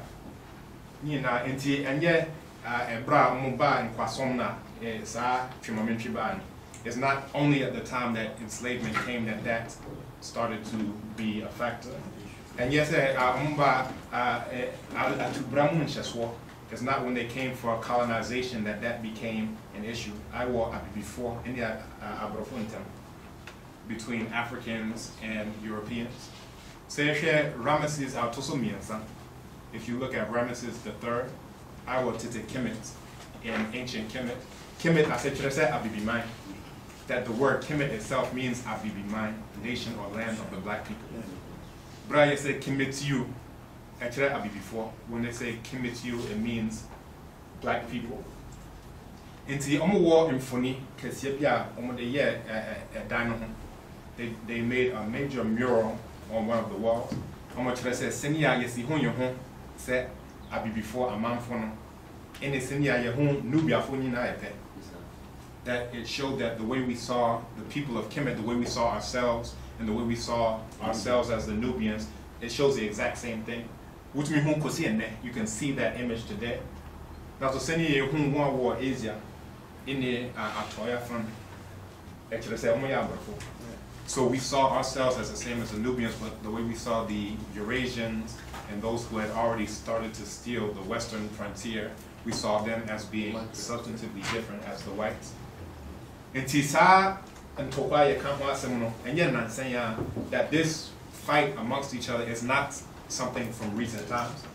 And see Ebraya who said, oh, and Nansaya actually say yin a bakosimu a disfia usuahuno and yansa. But when we see it as just this recent thing, then we'll see it as, oh, it's just, you know, something that is just coming up, and we can't get the lessons, we can't get the experience, and we can't get the wisdom from the ancient times. It's the same thing. That started off from ancient times all the way up to today. Now, it do be if I said, just say a con second, amodeba. Just say a con two, amodeba. Now, so my con abrofo. That at certain times we look at it like, let's fight the knife that they are bringing. Let's beat up the gun that they are bringing, but let's not fight the Europeans. They share or someone that if we look at religion, that religion was one of the methods, the instruments that they used in order to oppress us. Now, so, and yet, it's now I will say it, but it's not the gun, that particular instrument that they brought that we should be fighting against. So much I said. They brought capitalism as a tool to oppress us. So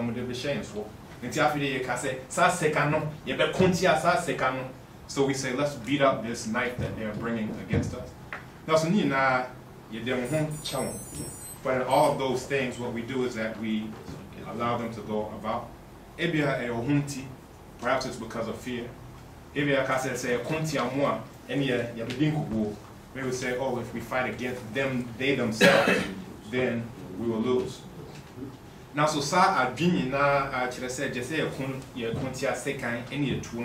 but all of those ideologies that tell us to fight against the knife and fight against the gun, that those are ideologies that come from them. Now,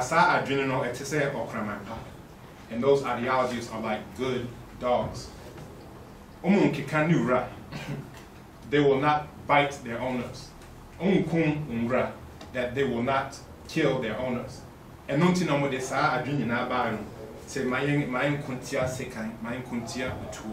that's why they brought those ideologies that we should fight against the knife, we should fight against the gun. But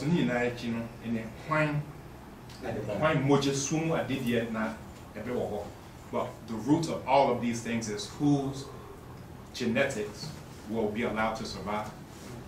So much I said. And see, we are a actually say in some Sonia a war before any that all of these things it shows that there's a difference between Africans and Europeans. Now see I was recently reading a news article on the internet. Now sad you know actually said abrofo Ohanchimo and 9 that 4% of it that there's Neanderthal in it. Actually said before that is their own research that says Africans are only fully human. I am Homo sapien. Now that they have Neanderthal in them. Until you share a bro, you share Obia, we are just say yang. Yeah, fancy Homo Yinipa. Now, so a bride who won there, I will say that we take it that all of us are humans, but when we look at their behavior, we have to ask. Sheikh Anta Job, or Chilean said, Senya Omoko Hono, it's a Sabibi. That Sheikh Anta Job told us that when they, or as they say, Sheikh Anta Dia, Sheikh Anta Job, a Wolof. Or no, Chile said Omoko Hono, Bibi Society, that he explained how when they went there, something changed. So much as here. And we also see that in their behaviors and activities. Ushe Tasmania, San Nipan, Omoho, and Fear, bro, in Pimoha, that the people there, Omoya before Tasmania, that the black people there, they were there for 100,000 years. In Fear or Haiti,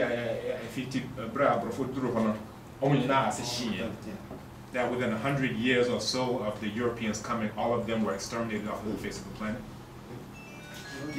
Yeah, classified 500 and Native American tribes were also. I'm also coming to that. All of those who are in the Western Hemisphere. That the Europeans exterminated all of them off of the face of the planet. That 500 groups of people are mine that all 500 of those nations were exterminated off of the face of the planet. Say a share Herero in Namakwa Namibia. If we look at the Herero and the Namakwa in Namibia, German for Jew for we talk about the so-called Jews. Who are just Europeans who changed their religion. They say, oh, I was German for us yet. We say, oh, they suffered underneath the Germans. Now so but the time that they first did that genocide, now it was Namibia. So much as yet. Until Ebra in the year, I will say it beside him said,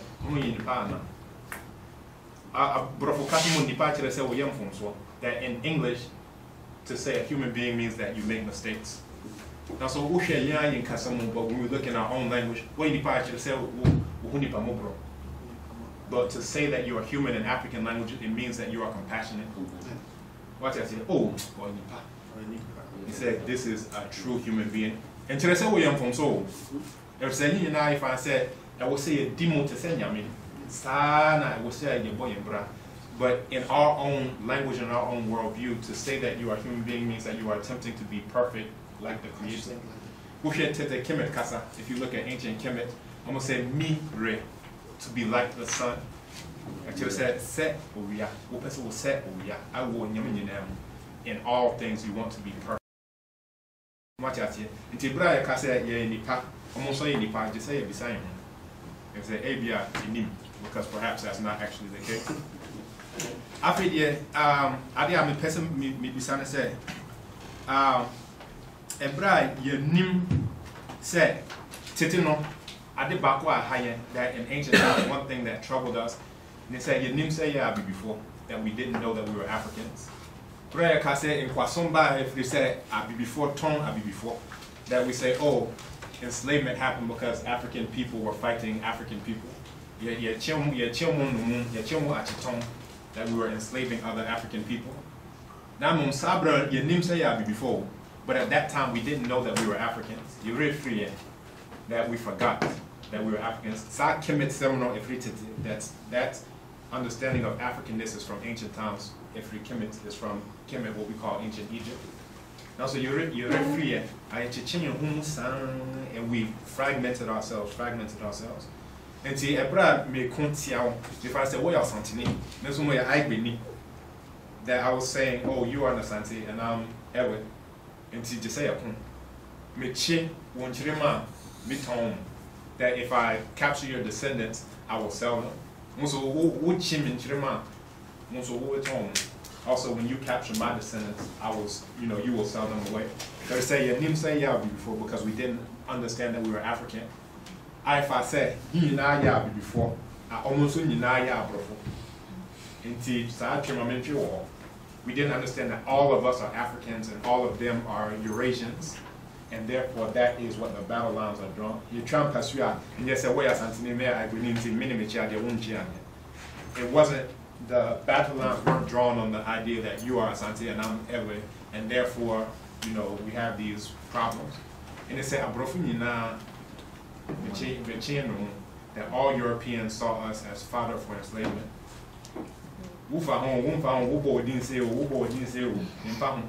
Just as she was saying that Whether you think you are this, you think you are that, all of you are potential enslaved Africans. So much as it. Up to this very day, we don't understand that. Before, in my intro to African studies, I asked the students, who is an African? Everyone can say, hey, also, that some of them will raise their hands and say, I'm African, but I don't really believe it. If they say, Cindy, I'm born, bread, they be and before, because the way that they live their lives on a day-to-day basis doesn't show that they're African. When I saw Dr. Matlou, I said, he is an African. Everybody say, Okan Kiswahili, because he speaks Kiswahili. Okase Tswana and Sipedi, he speaks Tswana and Sipedi. Africans or Okanchi, Okan Yoruba, Bibri, Abibikasa Bibri, actually says, Sanya Ambrofo Chiche, Abibimamo Onjinton. He speaks all of these African languages, and that shows that the way the Europeans divided Africa, he doesn't subscribe to that. And no, actually say Onjinton. That behavior shows that he doesn't believe that. So much as you know. And nothing make us say, oh, you'll be bini. Now, so Embra will say, oh, Mite Asante Chi Nkwa me will be bini. But when you say I speak Asante Chi only, therefore I'm an African Minjin. You say I only speak Asante Chi, therefore I'm African. I don't believe it.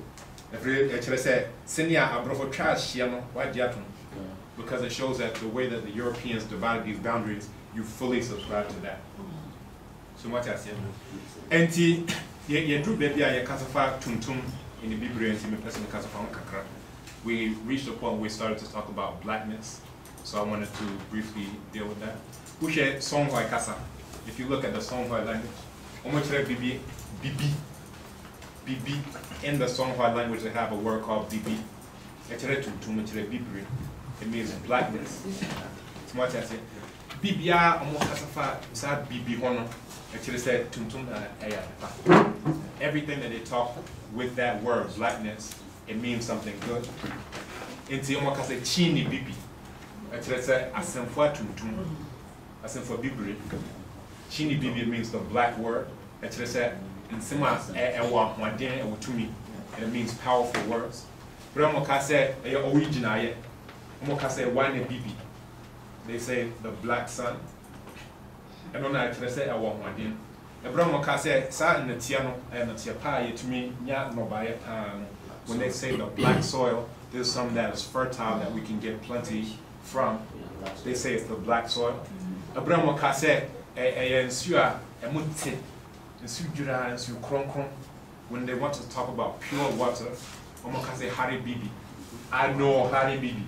I tell you, Mammy and su kron. Show me this pure water. Give me some of the pure water.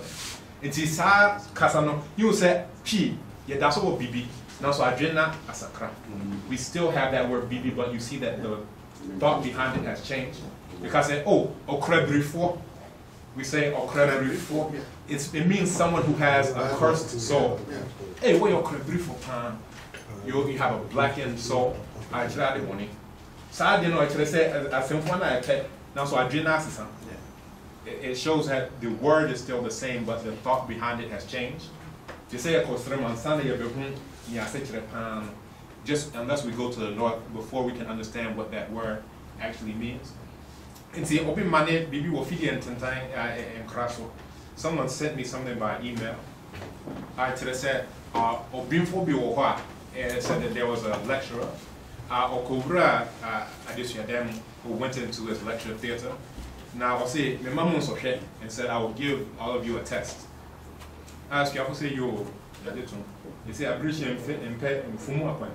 there's a proverb that says that the goat doesn't like surprise journeys. Now, so but it was a surprise test. Indeed, someone did to him. So they had to agree to it. After the and he dispensed all these papers. After he said, turn it over. After they saw a black dot in the middle. And the lecturer said, write something about what you see there. They all started to write. When they finished, they gave it to the professor. And the professor said, you didn't do well. All of you spoke about this black dog. Actually, I said, he said, that shows that you are thinking about the bad things. He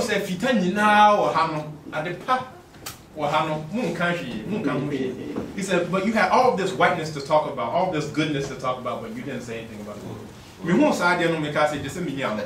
When I saw that, I said, I have to respond to this email.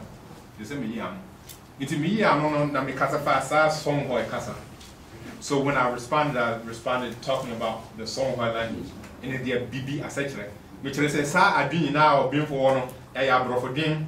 Which is not being a year film, I did a Brofodina shim, that his own brain was removed and a European brain was put in its place.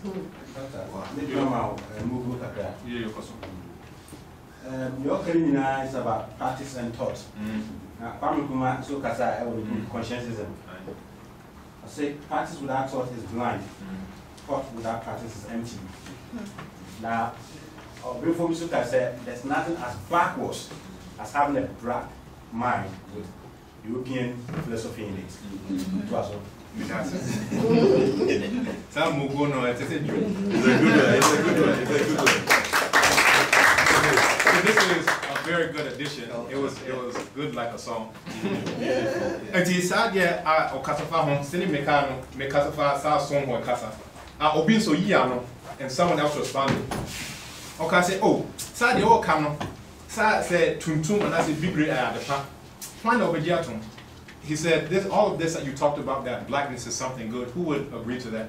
Ushe Abimamua, Swantia. If you look at Africa, there's AIDS. I feel the Ebola Bano.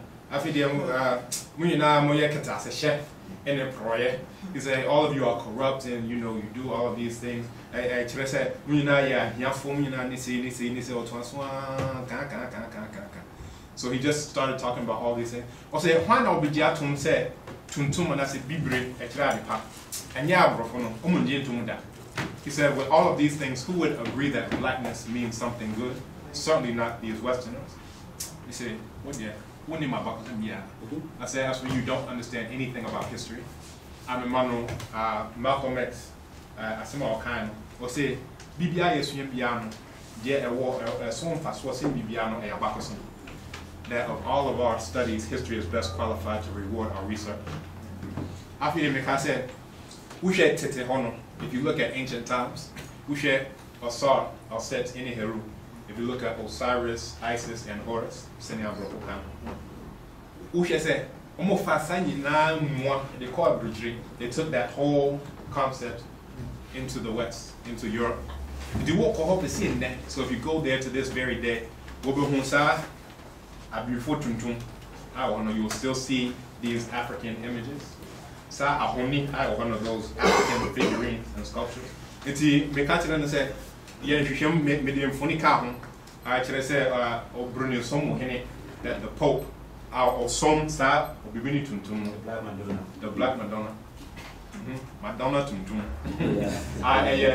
I'll set Tuntum. That's actually the Black offset. So what I say, we say, I find out obey said. Before you at the pan, I said, BBI Tuntum, and I said, Bibre, now the pa, I brought from yes. We say, wouldn't him Hoshi if he says, or Yimanon, or France. Because that person who responded to me was in France. Because I said, who said, Sir, I need Tuntum, a dorsal or every brought or any a watching. That there are 180 of those figurines in France alone. If you look all throughout there, you'll see 500 all throughout Europe. And see what I said, I brought for Indian to say, Adia a tuntum and that's a Biblia de pa. It is the only. So when you say that they would never take something as being black and good, it means you don't know anything about it. Now, Nemo, Brad Alexander Tosolensia, when Alexander VI, or Yineba, I Caesar Borgia, he took his illegitimate son, Caesar Borgia, Now, I say, walk room for Nina, you he said that your image is what we will use to make this this imaginary cracker. So what I say, sad actually say it means that they thought about it. It means that they said, just as we are white, we are Europeans. Just say to say yang. They said we have to worship something that looks like us. It just said, maybe someone said, that ben cry na yen so you can say, my yen sanko sa abi before and what did that. When we go back to this understanding of blackness as it was before, if it says Yesu you know heru, because all of those talks about Yesu is just the son. Oya. Titino Ra, and then they wrote Oya. In ancient times they called it Ra, now we call it Oya. Asar, actually Yin Krenti. That Asar stood for Yin Krenti, which is Orion, the solar, the constellation. After the Wuhon science from me and saying, when you look at those 3 stars, actually the Dogon form of Potolo. You look at those 3 stars, they point directly to what the Dogon called Potolo. They are Brofo Sirius. Ushe sa mi and son are Potolo na. Every baby are Uria, a bit that when those 3 stars point exactly to where this is, it shows where the sun will rise. And Tisa Heru, Ayani Moshi, I friend of Yesu, Nina, Etre, mi and son, Bapon, Eja, and Na, any Mamba. That all these things represent the father, the mother, and the child, which is the son. So what I say? It is a name about Cosima, it's a Yaira. Yeah. You just to go back a little bit, you know, my tree is not that good. If I try to do that,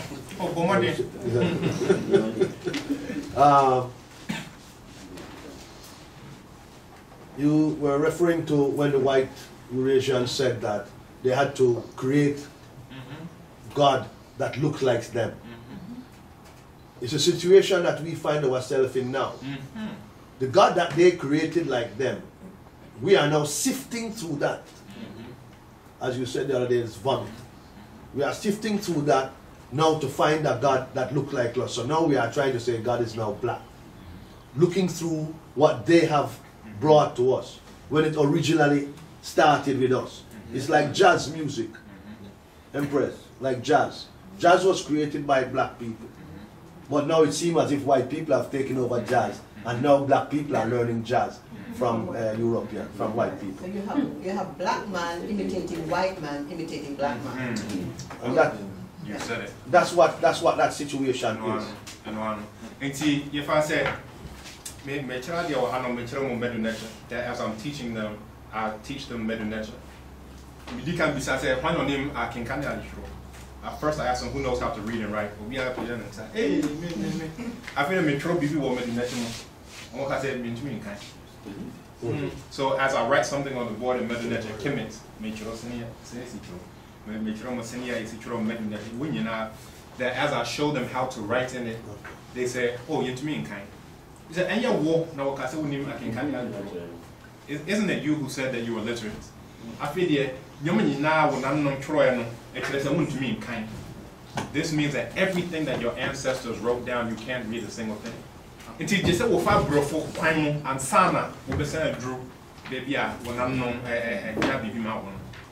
so that means that you have to go through Europeans before you can get back to all of this wisdom that your ancestors left for you. Let's throw all of that to the side and let's go directly. Let's read what we wrote. And we said, because we engraved it in stone. Because it's something that we took the pains to engrave in stone. Well, we be now, if they made something that you even write on a sheet of paper, you want me to read it, but something that was engraved in stone, you say, and also, yeah, and see when you know, say,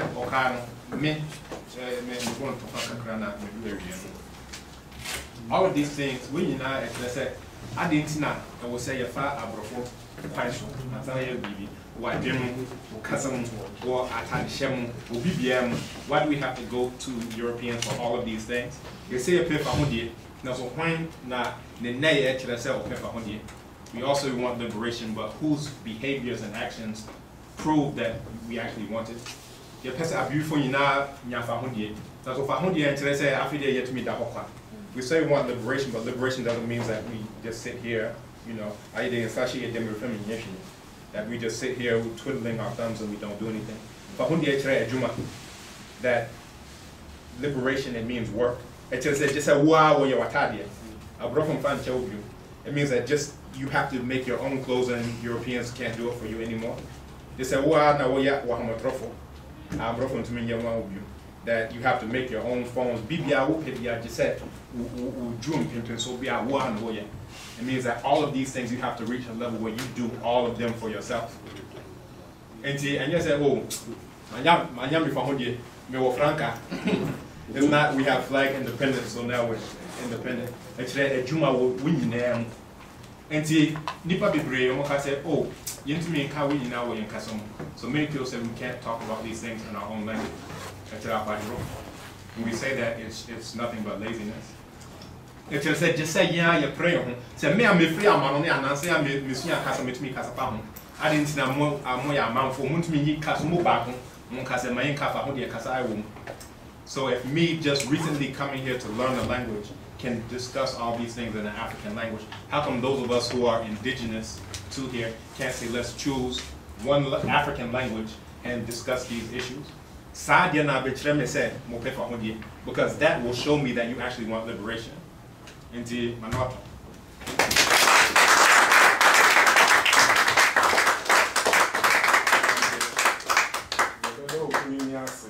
We thank the doctor for his submission. He said liberation means work, and as Nkoma said, independence means freedom from poverty and exploitation. So we must take ourselves there. Now it's open for discussion. We are all allowed to make our submissions. DJ, okay. Actually, let you move back to Kambon.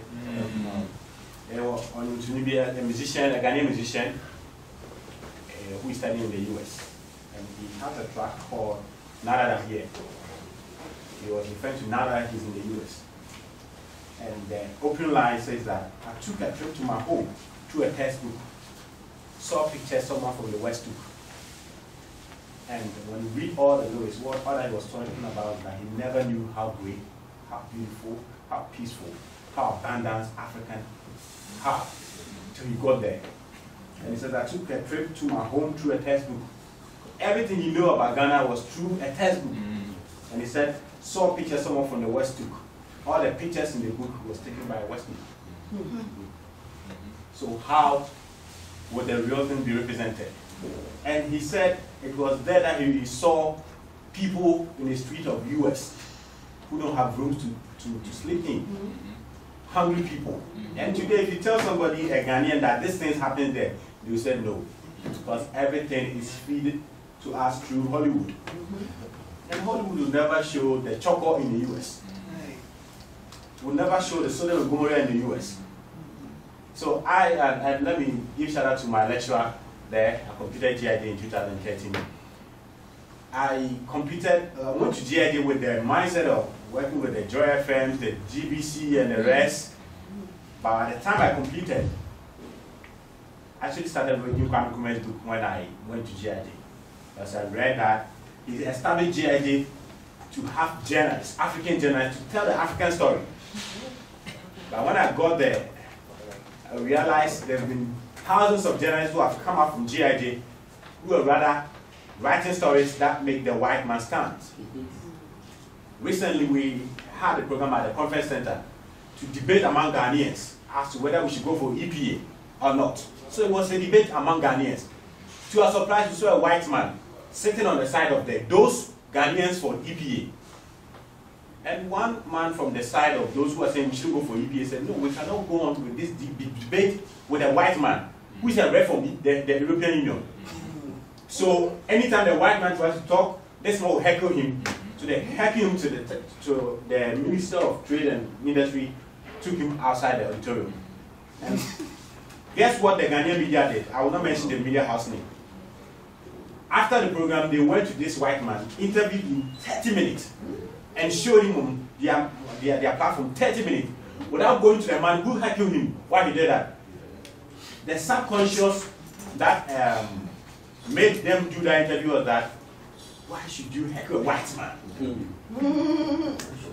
The man who looked like the God we worship, why should you heckle him? You understand? So, from me as a journalist and a social activist, all these things, we can go to the next level when we have our media having an agenda. The media in Ghana doesn't have an agenda. And my lecturer here, I think when they go to the board meetings, she will put it in there. We don't have an agenda.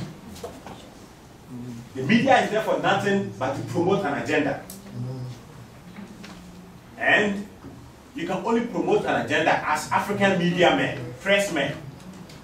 When we know that the media is there to promote what is good about Africans. Because when you read Kwame Nkrumah's statement when he was launching the Ghana News Agency, which has now become an agency to promote European matters, he said the neutrality that they said in the West doesn't exist. Because in media circles, they say you should be neutral. But I will say that I refuse to remain neutral as a journalist. But Kwame Nkrumah said there can not always be two sides to a coin or an issue. We know right and wrong. We know bad and good. We know oppressed and oppressor. We know corrupt and the victim of corruption. We know friends and foe. Therefore, we are partisan. So in this issue of racism, white supremacy, we as journalists must be partisan. And being partisan doesn't mean writing against NDC or MPP. But if any of these groups combine their efforts, the small power that the Africans have right now, to that big effort that the Europeans have to destroy us, as a journalist, I write against that. Listen, I've always maintained that the truth is what we determine it to be. And it lies not in the facts, but in the telling. Yes. Okay? So, they have their propaganda, we can have, we're entitled. Yeah. Now, coming to propaganda. Many of us have believed to see propaganda as something evil. There's nothing wrong with propaganda. But when propaganda becomes wrong is when you have nothing in your hands and you are telling me to follow you. That's what our politicians do. Propaganda is when you have what we call a yam. But you can tell me to use, when you have a yam and I have smartphone, and you're able to tell me the reason why I should use a yam. That's propaganda. And that's what the European use the media to do to us. So they use words like black sheep, black spot, blackmail, and subconsciously you begin to see anything black, as Doctor said, bad. So until we have media that also diffuse these things, we are going nowhere.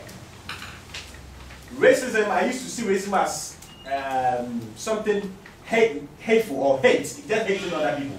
But looking at how police shoot blacks in the US every day, I've come to realize that racism is nothing but economics. Why are they not shooting Chinese? Why are they not shooting Indians, Russians? Because they cannot pay for shooting one of these people I've mentioned. But they can shoot black, so-called black Americans. Because the state that they built is not defending them. And where they came from, the same system has put a barrier between them to go back. They're like, oh, don't go there. The Ghanaians, the Africans don't want you there. And when you want to have a relationship with a diasporan African, they, as Doctor said, they say they are lazy, they are this. And all the systems, if you follow the works of Dr. Omar Johnson, it will tell you it is economics. So until we put our acts together and build something, we build some small enterprises where when I get some 1 cedi in my pocket, I can exchange it with a black hand. We are going nowhere to end racism. Until we look at how they are bringing food. And this GMO thing, GMO policy was written in 1974 by Henry Kissinger. And he said, henceforth, we're going to use food as weapon. We're going to use food to punish friends and use food to reward enemies. To punish enemies and use food to reward friends. And in this same document, written by Henry Kissinger, which was sent to the Department of Agriculture and the Department of CIA, they quoted Nigeria's population in there. And they said, at this time we are talking, Nigeria's population is around 55 million population. And if we don't do something, use food to reduce their population, the US economy is going to have a problem. This economy they refer to excluded the blacks. So right now, they are using GMOs to reduce our population. They are using vaccine. And all of us who have access to internet, Google, Bill Gates said it on live television program and said, this problem that we are facing, if you allow me, if you ask me, what method can I use to solve it, I'll use vaccine. Something that I love most. Therefore, I've dedicated $10 billion towards the next 10 years or the next decade to develop new vaccines to reduce the third world nations. And when we talk about third world nations, as we're talking now, Africa is 99% the recipient of that word. And they are using all means and manners to make sure we come less in everything that we do. So I will say that we should diffuse our minds about the propaganda that we saw in the movies. We should diffuse our mind about all the statistics that we hear about AIDS prevalence in Africa. Have you seen any of the African countries that lack more resources having higher HIV prevalence? No. Go and check the records, the statistics. All the countries with HIV prevalence higher are all having much resources. South Africa, what on earth doesn't they have? Ghana, Cote d'Ivoire. You understand? So whenever they bring us something to read, we should read between the lines, not just the words there. There's a lot of propaganda going on. So bringing my words to an end, let's visit websites that say the truth about Africans, like Doctor's website, I posted it on our coalition Facebook page, and yesterday morning a sister called me, and she did a lot of investigation about this program, and that's why our brother is here. So he said he would let this brother represent her. You understand? And finally asked, what's the Bimai Kasa? She's a so-called Black American. And I explained to her what it means. So let's now start living what we hear every day. What we are hearing here. As Doc said, if you don't practice what you say, then you're going nowhere. So if it is our hair, let's stop using their creams. The creams are not only endangering our brains, it puts money in the European economy. If it is our dress, it's not only making us don't look un-African, but it also put money in their business. So the whole thing, the basic here is economics. But before we can get to where people like Doc and others have got to, we have to read. We have to read. If you go down to our educational system, the lower system, the primary, to the JHS, it's so bad. 2014 BEC questions. Social studies, question A3. It says, define the term colonization. B3. State 4 positive benefits of colonization. This is like poison to the mind of people who are past. All of us passed through these questions. We answered it. By that time, we were unconscious. But today, I thank God that if you ask me this question, I will answer it in an insult to this teacher. So let's read pure African history, not the adulterated one. And I also recommend Kwame Nkrumah's book Conscientism, which I have here. This is the photocopy. I have the original version there. Let's read them. He gives a lot of answers to all the things that we are going through. And finally, he says capitalism is nothing but the modern day slavery, or the gentleman's slavery. Thank you very much.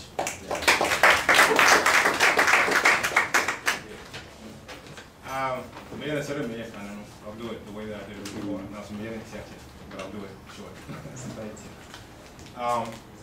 The Dicano, the Bisa said, Jeb Boyan, a Midimion, and I said, my Timion is what will help us independence, and I said, be done or interdependence. What I said. Brian Casama Timion will be winning us, Mayam, Mancasamadia, Ghana, and so you're Nigeria, for what's in I'm Ghana, you're Nigeria, take your own thing. You're not your team. All of us have separated ourselves and we're all independent. And I said, be done, or one depends on the other. And we say, we'll say a dream, I think that we have to think about these things. We say, because sometimes we say we want this. Now, so you're in Jinahun, in Koitri, but we don't think about it necessarily as much as we should. After the Adibakwa, Kazafa, impressive. Adibakwa, I tell how many said one thing that often troubles me is that your name says that we don't understand that locks come from here. We share Pataho Tepa or Tron Homa, I decan de Bariasi. When we look at the author of the oldest book in the history of human being on the planet, Pataho Tep, now one person, that Pataho Tep had locks, right? Ebra share Sangoma, I will Ukrum. We look at the Sangoma from his place in Pese. Ebra share Akumfo in Pese. Ebra share Apimenina, Etra Obia, Oni Yamina, Inkitamu. If you look all throughout the continent, it shows that someone who has a relationship with the Creator. And see, Nansayana, Omode Akumfo be called Jamaica. That recently they took these spiritual practitioners, healers, diviners to places like Jamaica. After they Omode shed their beer, they say a Casa a Christosum Vintina, and they had to say, oh, because of this Christian thing is the reason why we do our locks like this. And we're hard that. Now, so in Kwasson, and it's just Wobintina, but because of oppression and enslavement is the reason why we had to hide it and that type of thing. After the Samba Ghana, I say Coco, and it's come back to Ghana as like Coco. It would say it's Riha, a co baby, a Samba, because it comes from here, it went somewhere for processing, and it comes back and we say we don't recognize the thing again. You can't say every Jamaica. Just say many and Crawford, a conto quan, and someone who said, or come not to crown or champion. It has to come to an argument before they come to say, oh, it's from here, or come not even has some. I walk if you look at his figurine, his statue there in Kumasi, you will see that he has an person. And I will say, yes, because all of these things show that we have to understand our history, we have to have self-knowledge. And just how can we say that we love ourselves when we don't know anything about ourselves at all? Good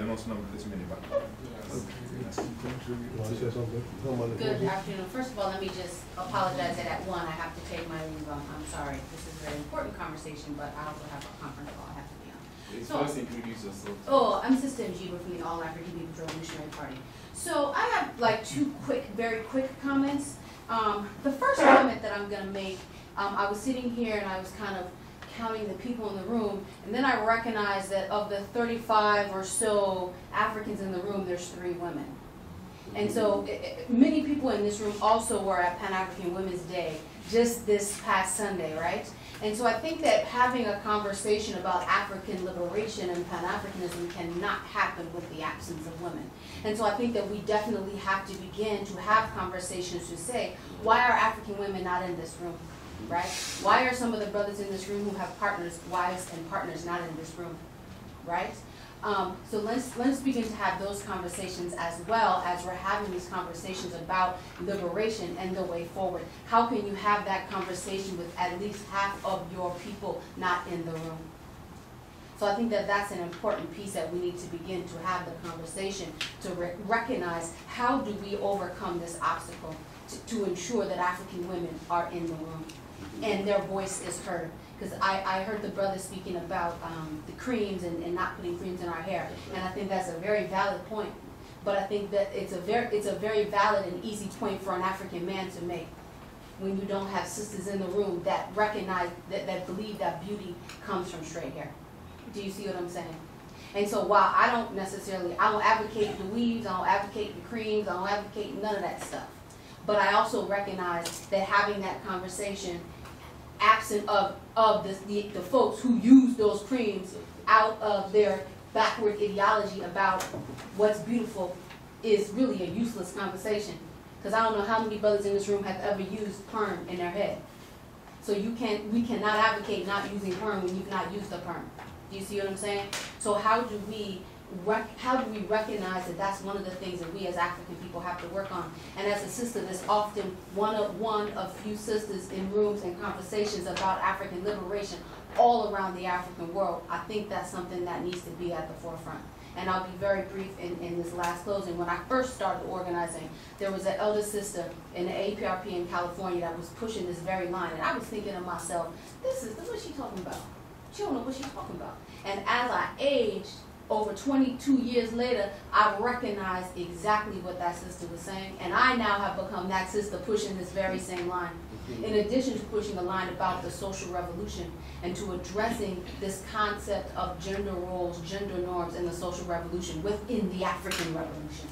Because you cannot have an African revolution if African women are oppressed within the revolution that we are trying to have. Humble opinion. Actually, it's not my humble opinion, it's many great Africans' opinion, right? It's just channeled through me. Thank you. You're welcome. One small point, please, I'm sorry. And then the other thing that I think is very important, and I heard it, but I want to just reemphasize it, is the importance of organization, an organization that has a political education process. Too often we have sort of self-made liberationists, right? And we become poverty pimps off of, and we make our living, or we make our sort of, how may I say it, we become important and powerful based on our consciousness and our ideology, and do not recognize the role of revolution and the role of organization in revolution. There's not one revolution that was not successful or did not move forward without organization at the forefront.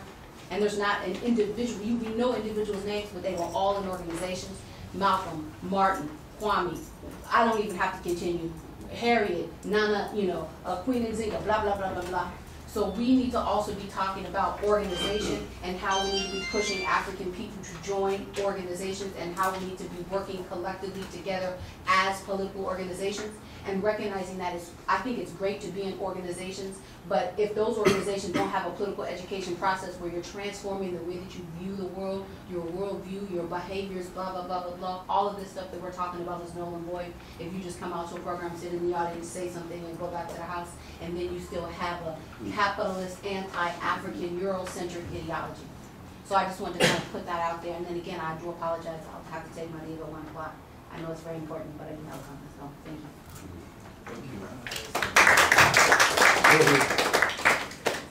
Yes, ma'am. Yeah, my name is Kukuda Pankra. I'm a student of this institute. I want to say something in addition to what Dr. Obadele said with regards to Mpese, Fantis we call it Mpese.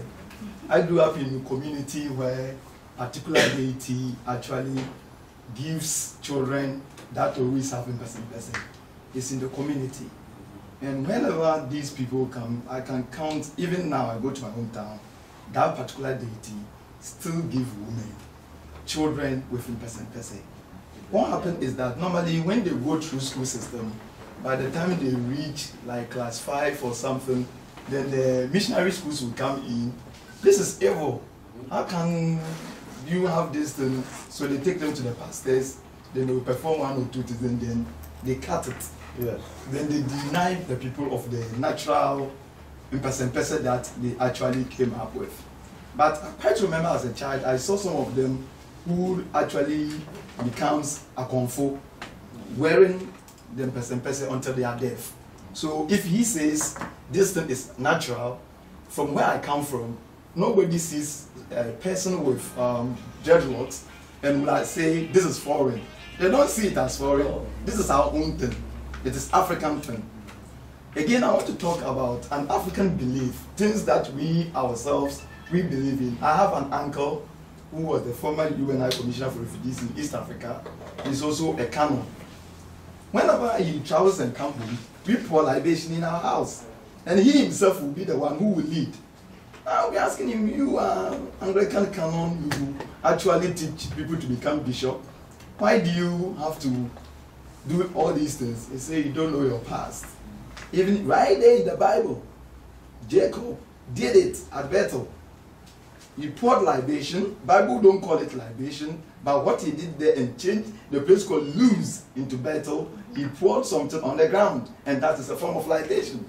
So our African concepts, we have it back, way back. It's a long-standing tradition, but we're using modernity and also religious concepts to undermine our own indigenous African culture and religion.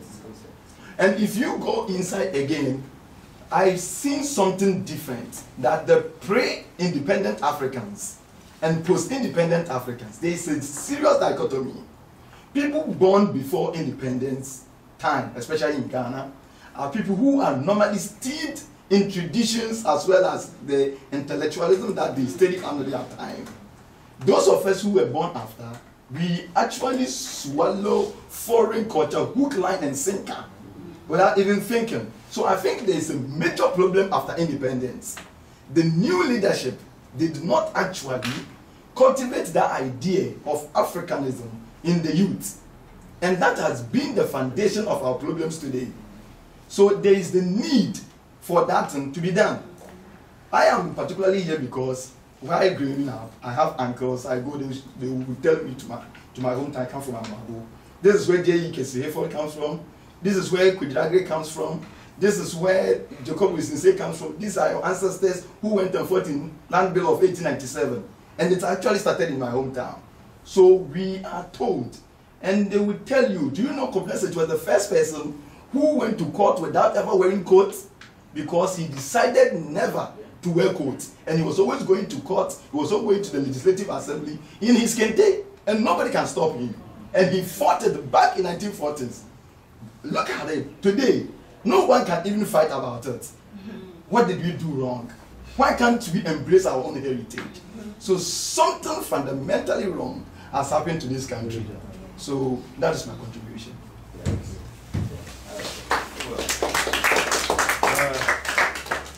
Yeah, I was thinking about the organization. Sorry. Okay. Yeah, go ahead. I was thinking about the organization of people like us, what to do, how to organize, and things like that. And the sister mentioned it. I mean, I have this anecdote I want to share with you. If you go outside in the night and look up there on a very clear night, you'll see a star.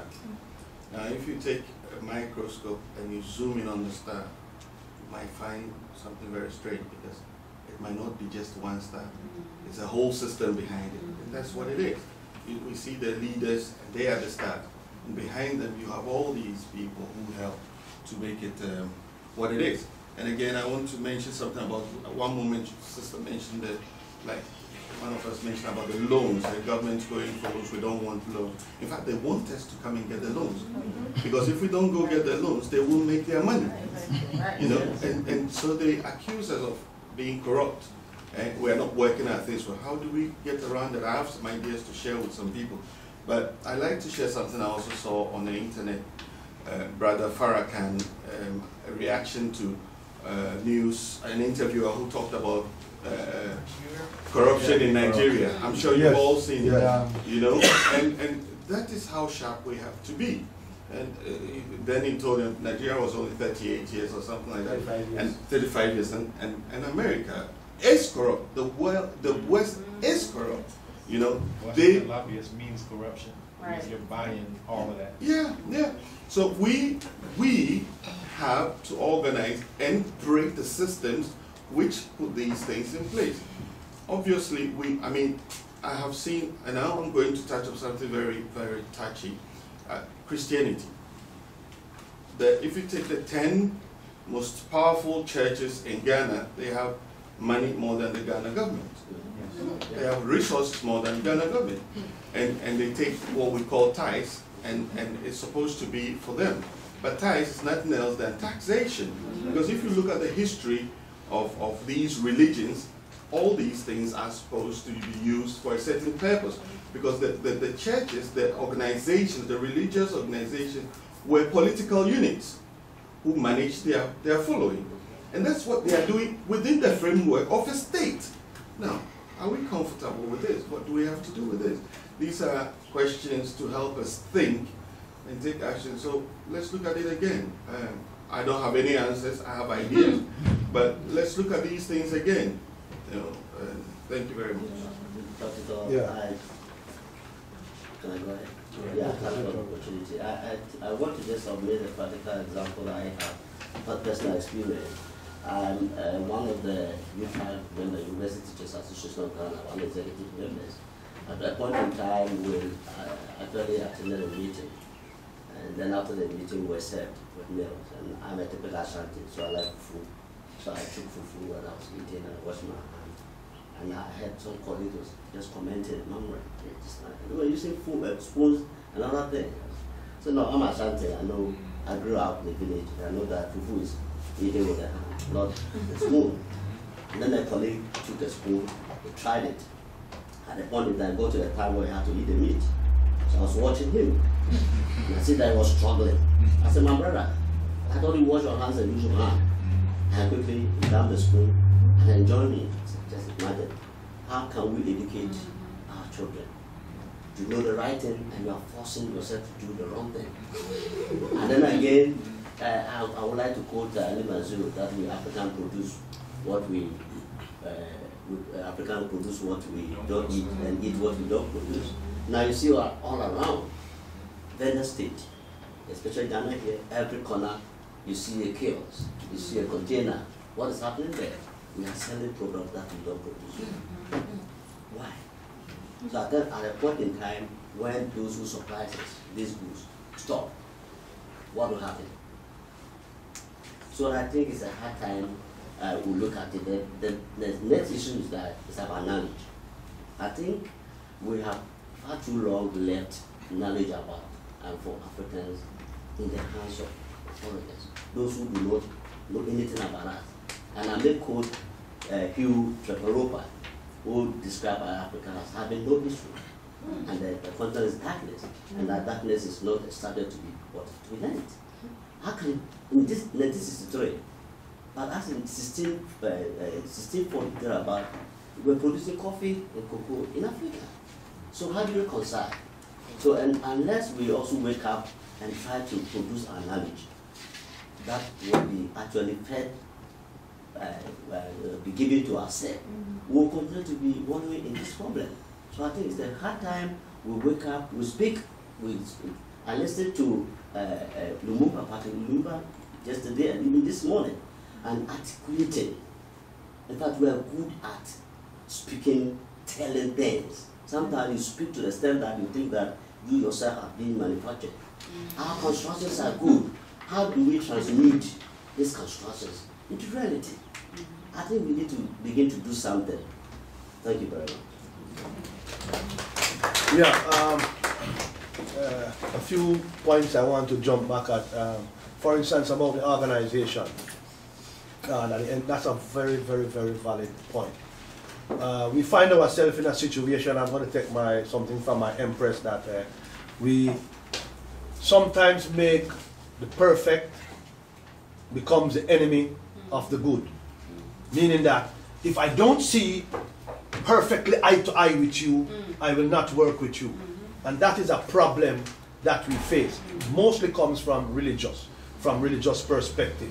If we are not on the same religious page, we cannot work together. And that has been one of the biggest problems in African organization.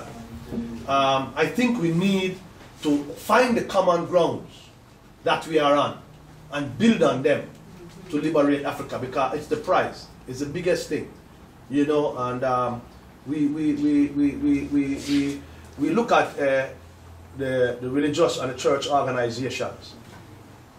The most money leaving the soil of Africa to Europe is every Sunday. They collect these assessments. The villages, church are assessed to the district. The district is assessed to the region. The region is assessed to national. National is is assessed to the whole of the headquarters in Africa, then it is sent to the headquarters in Europe or America, wherever that church came from. The only thing I see that there's some hope, I see a lot of African Osophos now breaking off, doing their own little local churches and keeping the money in Africa. So sometimes that's the only thing. My sister, you'd be surprised to know the amount of African males who are using bleaching cream. Your point is well taken. We need our woman. I am involved in education, sports education, with the Ministry of Education with the Eastern region. And the director, one of the directors of education, stands up to speak. And he is bleaching. They were bleaching, and these are our teachers. How do we, you see, so here we are in this, and I hate talk shops. We must link.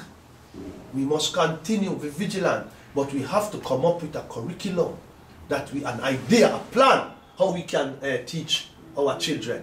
Because if we don't, we are the next nation that's going to be extinct. Because they are not going to sit by. When Obama was elected, the white people went and bought out all the weapons. They bought all the ammunition, and the gun shops were sold out.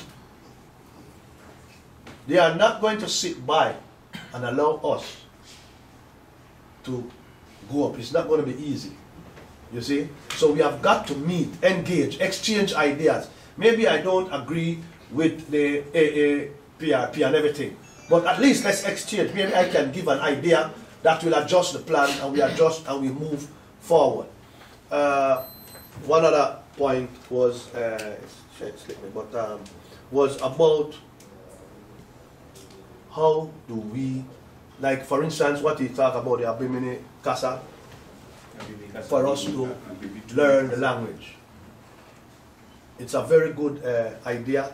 It will take some time, but we need to take it on as individuals who are even here, who have the opportunity to access it. I myself have been playing around. I should have, by now I should have at least 5 languages under my belt. I've been joking. That's honest to God truth. I have to be honest. I didn't put enough effort into it. I'm going to put a greater effort into it. But for the sake of, we are so far, we still have to do some dialogue in that English white supremacy language for the meantime. But we shouldn't be afraid to chop it up to suit ourselves. Let us not worry about good English, what is bad English. Let us speak our own, whatever we want to call it, until we get to our own language. That's all I have to do.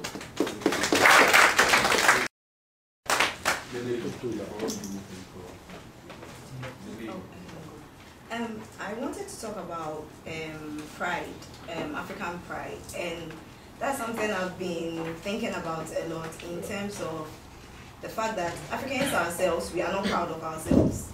The only time we become proud is maybe when there is a football match or something. And even with the pride, we don't understand what it means to be proud of what we have.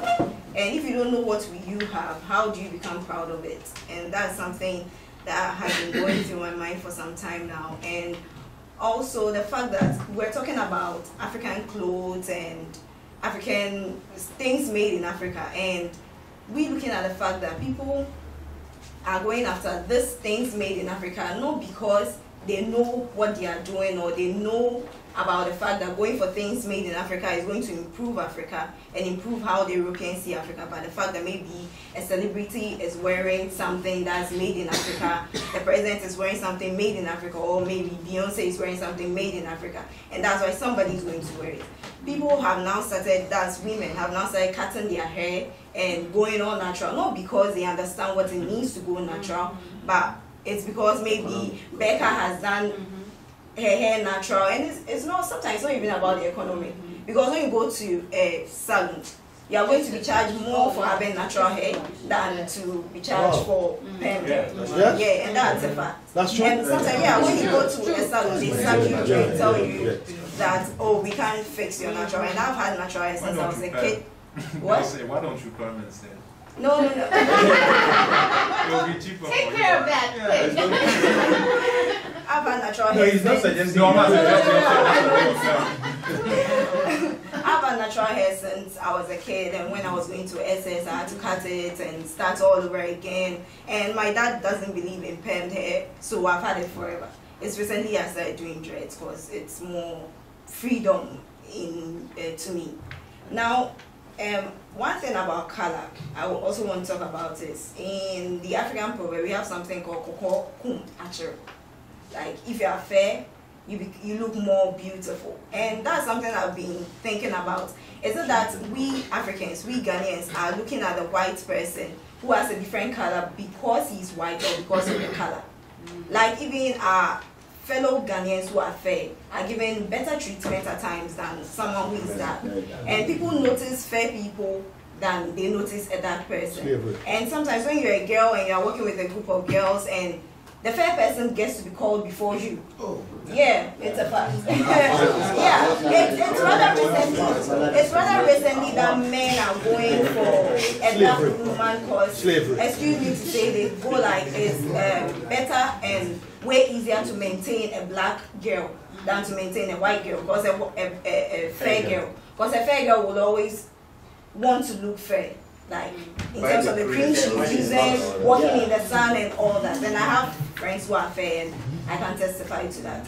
So I believe this discourse that we are having, one thing too is we Ghanaians, we Africans, we don't know what is going on.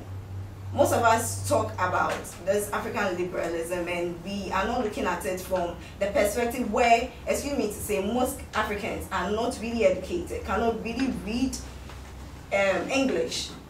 Are we looking at maybe writing in Tree for the person who can speak Tree, or getting a radio program that talks about African liberalism on the radio instead of all the time we write in journals?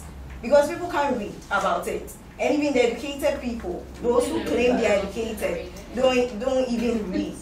And I'm saying this from experience because most of the things I've been thinking about, I didn't know were actually written down. So when I studied African studies, I started reading about them and I realized, oh, okay, people have already said a lot of things I've been thinking about. And so how are we going to let people who are already thinking these things to know that it is there, it's not in their mind? Are we just going to write journals to let them know? The arts. What? The arts, performing arts. The arts. Yeah, the performing arts, but even that one is shunned by our fellow Ghanaians. Sometimes when there is a program going on at Ifo Sutherland and you are going, they go like, what are you going to do there? Yeah, what are you going to do there? And well, like to end here, because if I continue talking, I'll just... Feel free, because you are not many. Each one of you count for like 5, so...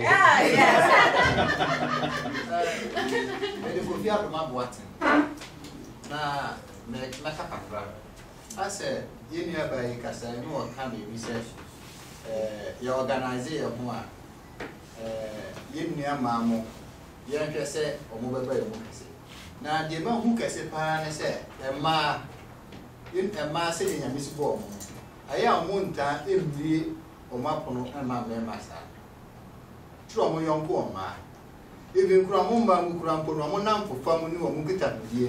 Could you do a bit in Ashanti and a bit in English, like you did, otherwise we lost to her? I thought most of us can speak. I'm sorry. That's all the branches of and I'm your chairman of Menchurasimo. It's in San Jacques. Nameka said, Prof. Mwana, where South Africa, and you won't teach. And I'm a teacher.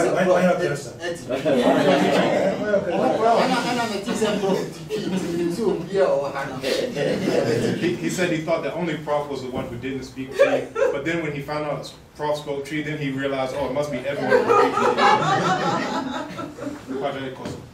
speaks a man or more in Africa, the Binian family. I am yes, wrong.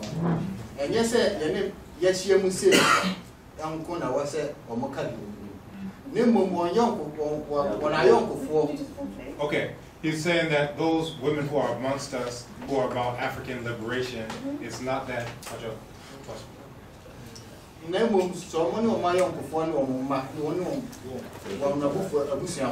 so the other women as well, those who are amongst. Those who they work with and those who they have interactions with. That they too should do the work of speaking to those women as well. It's not only when they come to meetings like this that you know the speaking should go. Because they easily open up to their fellow women. Because they are we guys. And I'm so and also our sibling who was there who said something like, I say you need African personality. But independence, your first government, it's not so. But he was saying that because it's not. President Nkrumah has something he calls the African personality. He's saying that those who said that there was nothing like the African personality, and those who were in that first level of government failed us for not emphasizing the African personality. It's not so, because Kwame Nkrumah had an articulated platform about the African personality. It's the counter-revolutionary activities which cut the shots. And I know I say yes, and so that's what we should go back All African People's Revolutionary Party, an organization came out from you called PANU, Pan-African Network Improvement Organization. They have a people's school at Kaswa. And their work, which was cut short by the counter-revolutionary activities, that Nkrumah introduced the young pioneers to deal with the African personality. They are having in their own small Kaswa. We must interact. All Pan-Africanist organizations must interact. It appears we are working in our own small world. Let me say this. I see this activity to benefit the Convention People's Party. Because in Pan-Africanism, the CPP is more or less the partisan machinery for Pan-Africanism. But does the CPP even knows about this? When the CPP is even organizing its activity, does it reach out to us? It's about time we start interacting. Until we really say the kind of boy and no say they call anymore. The kind of boom, about what? So he says that if we come together, that will be most helpful. Dr. Badeli, I just want to know, there was a move that calls on Pan-Africanism will be considered in this institute. I don't know whether something has been done about it. I don't know how far. I would have to follow up because I wasn't part of that discussion. I can do that so that all of us should be interested. Now, Miss me, Abdulman Kambon Adrian or Chiapoy from AUCC that are top Pan-Africanism at AUCC. Beside me, after the midday, at the Sian Shishin in Abano. So I brought all of the syllabi, here. We need to say only for us or not so I don't know whether they'll adapt that or not, but I know I've at least showed it. It's one thing almost, and we'll be closing at 1:30, and we want to hear almost everybody.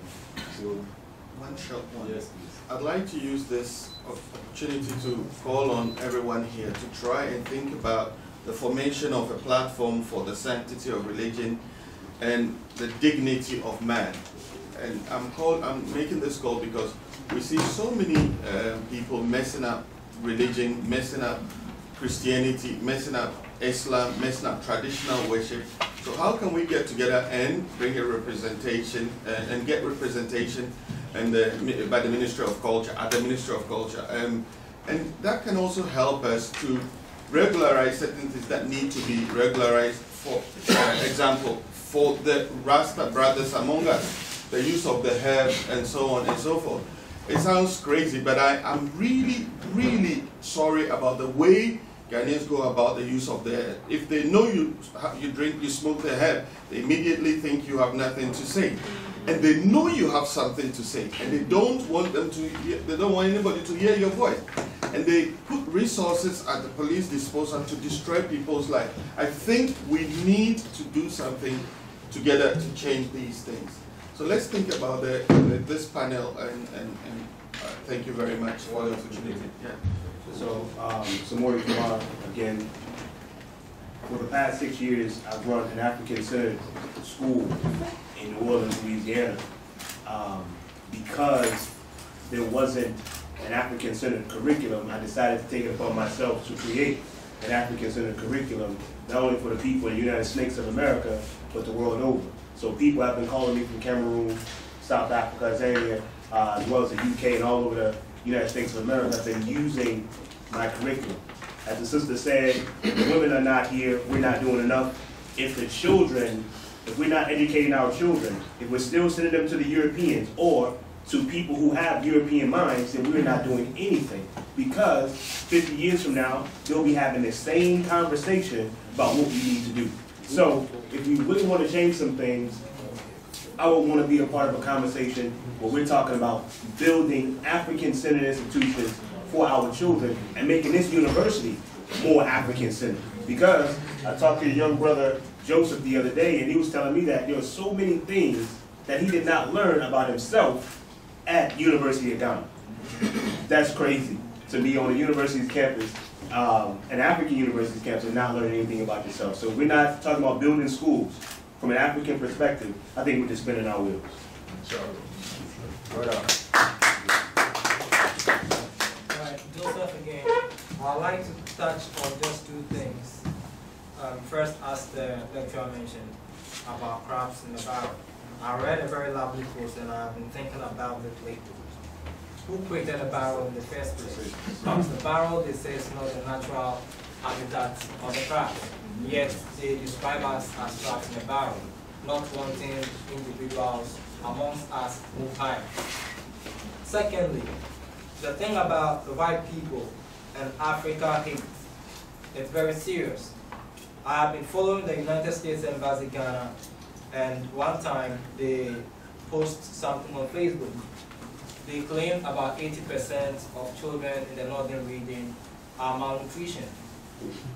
And food and nutrition is my area of interest. And I was very furious, because I've been in the 3 northern regions, and that is not what I see. So I questioned them and asked on what basis are they putting up this post. And they sent me a document which was about 15 years old, a research by USA together with the Ghana Health Institution. And how can a 15-year-old research be relevant in 2015? That was very wrong.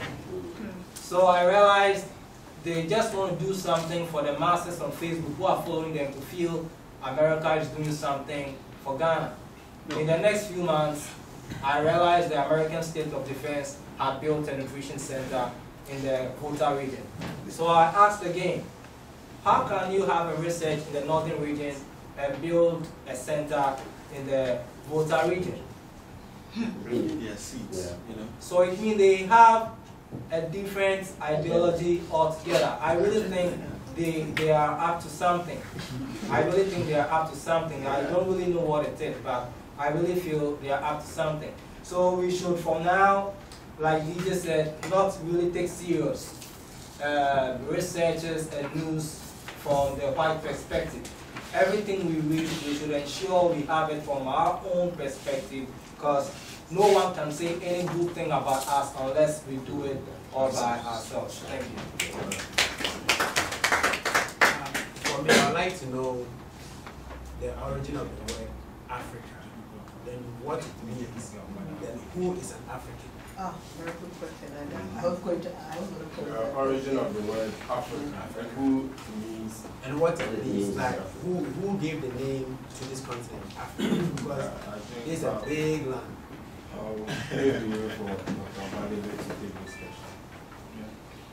There are a few debates. One is that it was named after Scipio Africanus, a Roman general.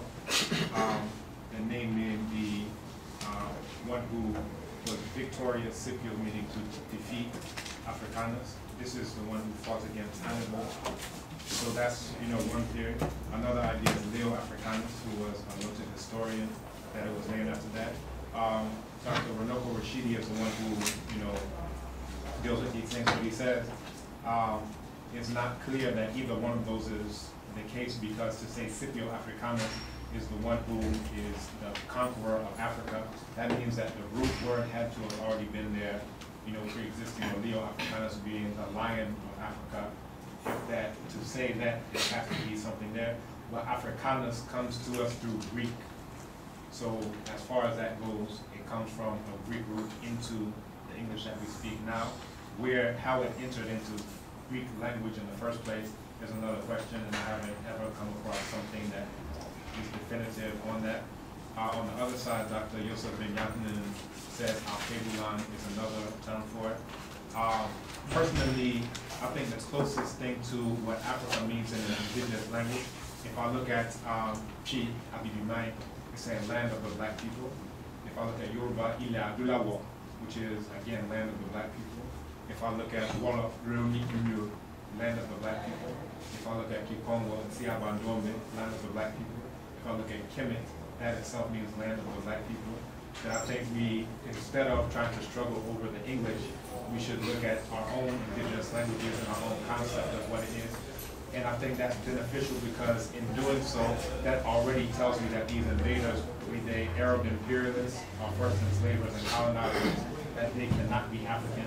There's a proverb in Wolof that says, it translates to no matter how long a log remains in the water, it never turns into a crocodile. That by defining Africanness in terms of genotype, phenotype, and allegiance, then we're already able to get our enemies out of here. So again, I think once we're speaking our own languages, then we don't have to worry about Africa as a word, or even debating of whether we're African or we're black, because in our languages they mean the same thing. Before it's telling you African means black. Can I come with my submission before I go? Okay. That wasn't my submission, that was a response. There was a mention, Opika Asimbi, someone was speaking about the spoon. I said, when that we have to ask who sold the spoon to him. We said, one person with the one side, you don't want to use your hand to eat, who gets the economic benefit from it? You share Patahotep, and you decontrol. When we look at the instructions of Patahotep, the oldest book in the history of human beings, he had something that he said, and he said, Would you your funu echia, now we are Tamfodia. Would you your funu echia, now we are Tamfodia. And it translates to the one who follows his belly belongs to the enemy. So I tell you, I feel that or by doing my friend Amos Wilson, also Kasafa Atenka in the Ope our town for the shame that a psychologist named Amos Wilson talks about created tastes and desires that serve your enemy. We'll say, oh, me I'm a penway. You say, I just like this. Now, so I didn't know but why do you like or just happen to want the thing that you say that you want? Where did he even get the idea that the spoon is good and this is bad? I feel that and then everything that you happen to say, oh, I just want it, it's something that your enemies, the Eurasians, get benefit from. And also, what's that? Patahotep, the instructors of Patahotep, me and my daughter Ama, right now we're working on she's 7 years old, but she's working on translating the instructions of Patahotep from Medu Necha into Chi. So anytime I bring her here, we're working on that translation. If they say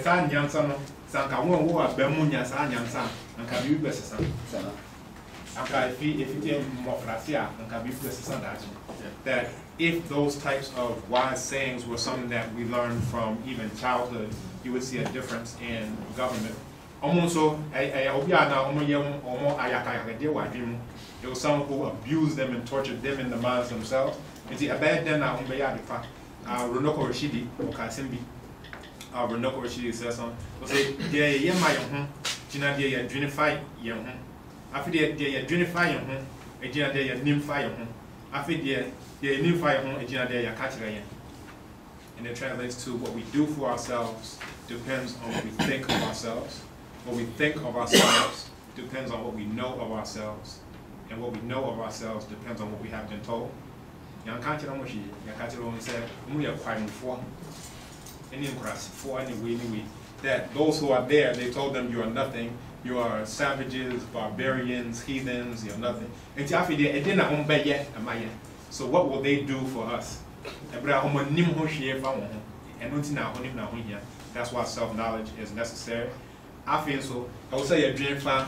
A dinner, a pan, a dinner, a yakakra, a dinner, and yet, a dinner, and yakra.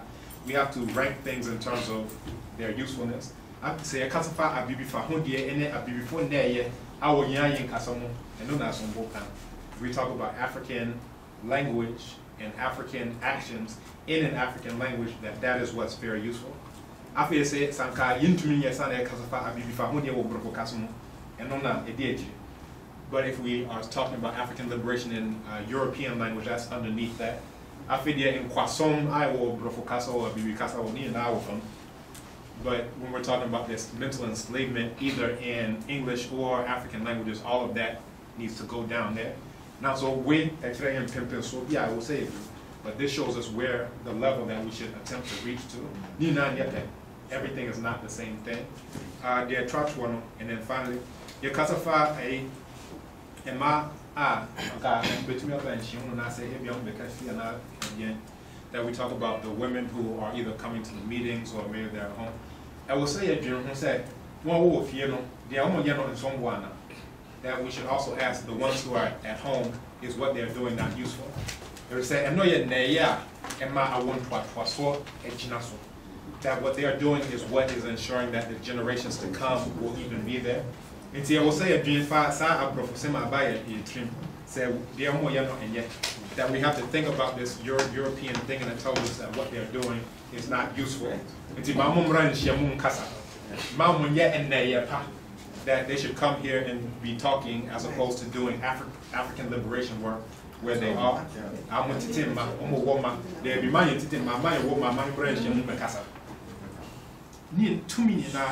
Find out that all these struggles over powers, whose children will exist. All these things that we're talking about, power, is ultimately about whose genetic inheritance would be passed on. So what they are doing is useful. Here we are. If they want to know what's going on, that's why we're doing the video.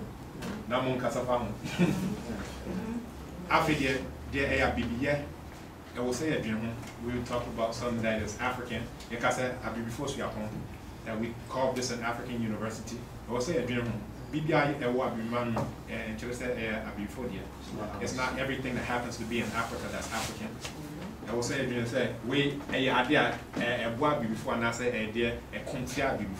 we need to see something as being African and anti-African. Maybe you may be born in Africa, but you may be an anti-African.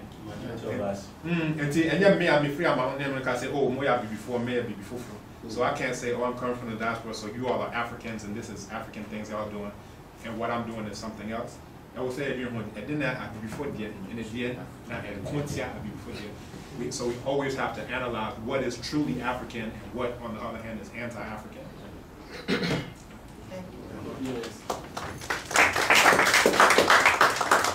Would Dr. Matlou like to give us his concluding statement before we press Marina? No, thanks very much. I think that much as, to a certain extent, it might seem like this was a talk show, but it was not structured. I think what we need to do is to extract from the various suggestions that have been made. It may seem like we never really linked the diaspora in Africa together, but the struggles are the same struggles. When you talk about the things that have happened to black people in the United States, those of us in Azania know those things. There were times, you know, you could not walk in the city, you had to have a pass to be in the city, you did not get certain jobs. So the contents of the letter to the continent is what we in South Africa, in Tanzania, as African people have suffered. And that system would remain just like it has remained in the United States. But more importantly is the issue of recognizing the importance of knowledge. I think, and organization as well. I think maybe as we have shared email addresses, contact details, it will be important that we are in touch with each other and beginning to say, how do we move forward? In whatever avenue you are in life, as a parent, as a person working somewhere, you need to constantly be spreading the message. When we started, we didn't fill this room, but yes, some people came in later and they're at the table. Let me just say, much as I agree with Obadele, but I think it's also important that women in their own rights should be here, and maybe sometimes some of us should be at home cooking and taking care of the children. Those responsibilities are shared responsibilities, and we in Azania see it, because the man is never at home, and sometimes men are spending their time drinking and doing other things, so that the child gets confused about who they are in relation to the family. So yes, I think family work and women's work generally, globally, is not outside the office, is not recognized. And even after they work in the office, they must still go home, and the man comes home and is reading the newspaper waiting for food. It is necessary. I mean, my friend's place where I'm staying, when I finish washing the dishes, the gentleman who's helping there says, no, you mustn't be in the kitchen. I said, at home, I'm in the kitchen, so what's the difference when I'm here? And you are doing other things, so why can't, I mean, if I've used something, why can I not clean it? So I think these values, we need to African-centered education, African-centered institutions, we must embark upon, not just talk about them.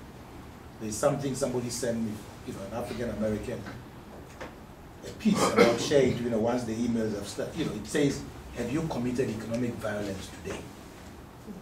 And basically what he's saying is, the Jew storekeeper, Jews go and buy there. If the Jews are sick, they go to a Jewish doctor. If they need to be taught, they go to a Jewish school. So they are committing economic violence that way. He says if you go to Harlem in New York, the biggest fast so-called African food joint or soul food joint is run by Koreans. But you as Africans try and go and put a Chinese, you go and run a Chinese restaurant in Chinatown, they'll run you out of town. So, even as we talk about African clothes or whatever we talk about doing, yes, we might not have the cameras and things now, but make no mistake, when you look, certainly in Azania, you look at, houses built by Africans or the baskets that our women weave. That is trigonometry and geometry right there. Circumference, diameter, and so on. So I think education is of utmost importance, but the way we live our lives also. That somewhere down the line, there is a Nigerian who has cracked a mathematics problem in Japan that had not been cracked for 30 years. The Africans working in NASA and all these other places. Unfortunately, people work in those places as individuals, me and my family, but there's nothing that really comes back. And of course, they extract information and use us against ourselves. So going down, we have got to, in terms of organization, also be vigilant. And I think the example you gave of the EPA discussion and the white men being in there, they are always in our meetings. I mean, if somebody is in your meeting, what secret do you have? The Chinese have built the AU headquarters. Who's telling you that they have not put bugs in there? If somebody has built a house for you, it's the worst form of enslavement. And African leaders can't take $200 million that they use for all kinds of things to build a house that they are going to meet in. I mean, then, we might as well forget about them. So, I mean, I want to thank you for this opportunity. I go back to Azania on Saturday. Ernest Hayford is, his brother is married to my sister in the US, so I have to go and see family. So I had said to him but I convinced him to come in a little bit so that he mustn't think I'm planning a coup here or something. Yeah. So, thanks very much for having allowed us to be with you. Thank you all for coming. I want to particularly thank Dr. Matlou and Dr. Obadele, these two esteemed, Africans among us. And Dr. Matlou, he pointed to the fact that it may have seemed that the reasoning, this conference was sort of disjointed, and we didn't really get to the heart of linking the diaspora to the continental Africans. But as a takeaway, what I would like to say is that we must start looking at each other as brothers and sisters, no matter where we're born. A black man born in China is still a black man. And that is the one defining feature about us. The one that overshadows everything else. It overshadows our gender, our religious persuasion, our ethnic allegiance, our color. The fact that we are African, we are black. That is our most defining feature, and we must recognize that. You must recognize that my future is inextricably linked to your future. So that we in the diaspora, our fight is your fight, and your fight is our fight. They're killing our men in the diaspora. In America, it is open season on black men. I worry about my daughter. I have one daughter. I worry about her much less than I worry about my sons. Because the fight, in as much as they hate us all, but they target black men for extermination in a way that they don't target black women. And so I fret about my sons in a way that I don't have to fret about my daughter. And because that's what's happening in the United States. They are exterminating government-sanctioned violence against black men. We need to get them out of there, as many of them as possible, as quickly as possible. And so you need to see that, because if it affects us, it affects you on the continent. And so we are asking you to ask your governments to open the gates, to let us in, to not enforce restrictive immigration laws that keep us out. Black men in the United States, a lot of them have been arrested because they're charged for arrest since the age of 7 years old. So they have criminal records. So that Ghana's law, the right to abode, that lists the criteria as to what a person needs to qualify for residency in Ghana. It says if you've ever been arrested or convicted of a crime for which you served 1 year or longer in jail, you are disqualified from getting residency under the right to abode. Now, every government has the right to control its borders and to know the people that are in its borders.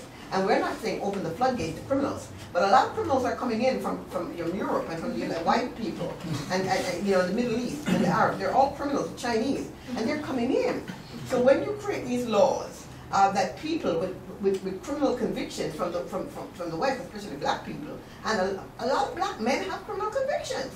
And they have, but you need to look behind it as to why they have criminal convictions. They're not committing crimes more than anybody else. They're being targeted for prosecution more than anyone else. I remember a white woman asking me, why is it that black people are so criminally inclined?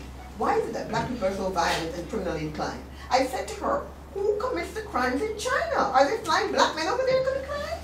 Who commits the crimes in Germany? Okay, so poor people commit crime, and the color of poverty in the United States is black. So you may find that black people are committing more crimes, maybe, but maybe not. Maybe we're just being targeted for prosecution in a way that white people aren't being targeted. And so we want you to tell your government, tell the Ghanaian government, that provision, that criteria in the law, Section 17 of the immigration law, right to abode, they need to look at it. I gave this same talk in May before the AU in New York. And I said to them, a Jew will not convict a Jew on the word of a Nazi. And African governments must not disqualify from residency a black man who has a criminal conviction in a white country. Because we know that the laws in those countries are racist. And we know that the black men have been targeted. So you do not ratify white man's bad behavior. Do not compound the problem by having white men oppress your black brothers and sisters in the West. And then when they try to come home, you say, oh no, you can't come home because you have a criminal record that has been created in a white country. Let us look behind the criminal record. Let us examine each situation individually. And let the person, even in U.S. immigration law, there are waivers. If a person is trying to get to the United States and you have a criminal conviction, whether you want a non-immigrant visa or an immigrant visa, in other words, whether you want a visitor's visa or you want a permanent green card, and you have a criminal conviction, there's a waiver process. Like, okay, tell me your story. Tell me why you got the conviction, and let's see if we can overcome it. Ghana government, they need to do the same. We ask you to petition your government to adjust the immigration laws, to allow your black brothers and sisters to come home, to allow Africa's children to come home. We are Africans. Our black skin says that we are Africans. We never gave up the right. We were forcibly removed. The right is not perishable. We don't lose it with the passage of time. We are Africans. We were Africans then. We remain Africans today. We want to come home. We want to build a unity. We want to reconnect with our brothers and sisters on the continent. We want you to love us, and we want to love you. So the need for us to unite is more urgent. It's never been more urgent than now, and we need to look at that.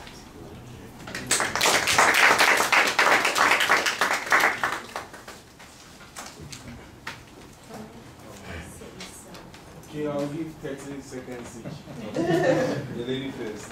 Okay, talking about welcoming our brothers and sisters home, and I can testify to that in the sense that I work with an organization from the US, and mostly we have students coming in. And when the students come in, we have people from African descent and white people and all kinds of people. And you realize that mostly when the Africans come, they feel at home. And when usually they come for the first time, they have this aggression within them. They feel you are going to judge them, you are going to manipulate them, but as time goes on, about a month or two, they start to relax. Then they forget that they have to go back home. That's for the African Americans, as they choose to call it. And saying this, it just took my mind back to one guy who came in, he was really, really aggressive towards almost everything and everyone. And you realize as they come, they divide themselves, where you find the Africans at one side and the white students at one side.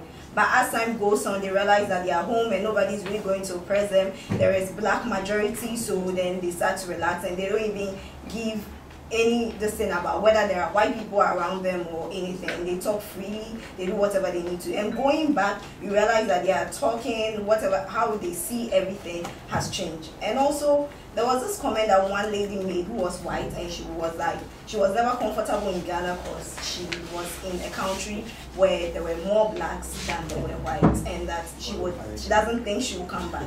Well, in a way, we weren't really affected by what she said because it was kind of a racism comment that she made.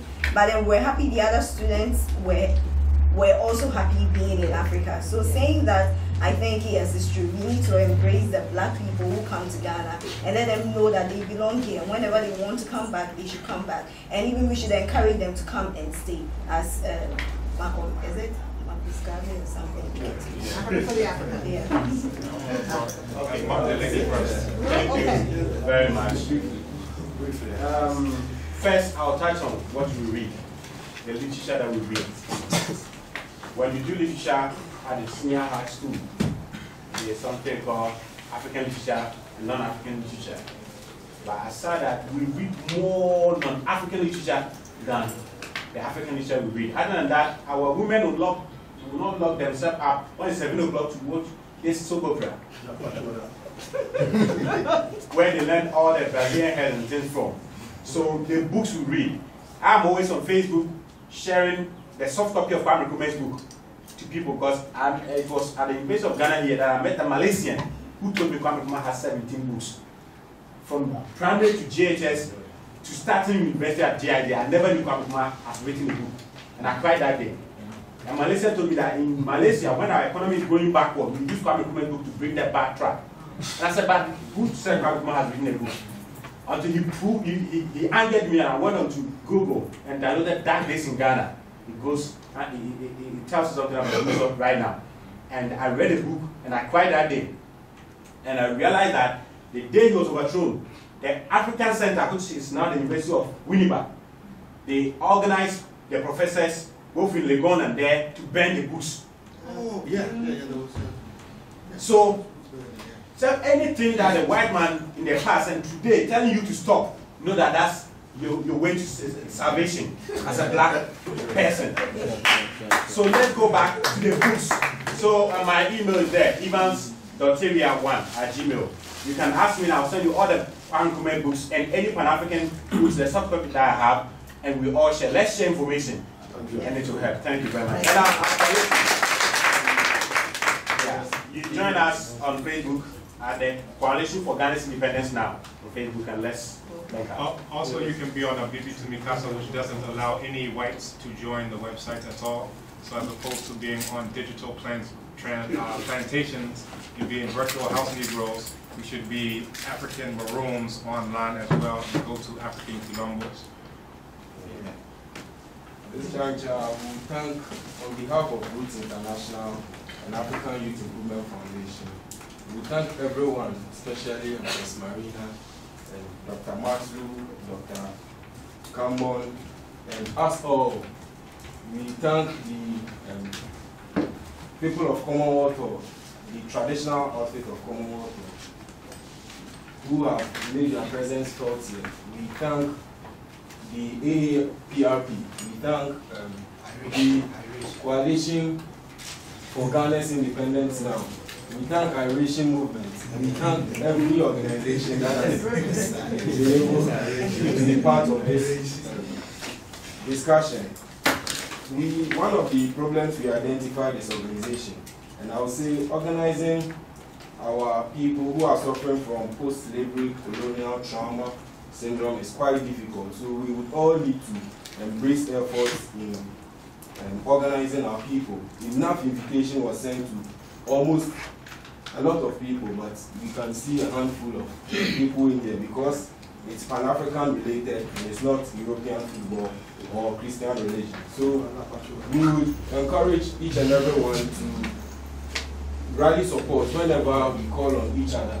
On 21st September, we have the Founders Day. Great speakers like Dr. Kambon,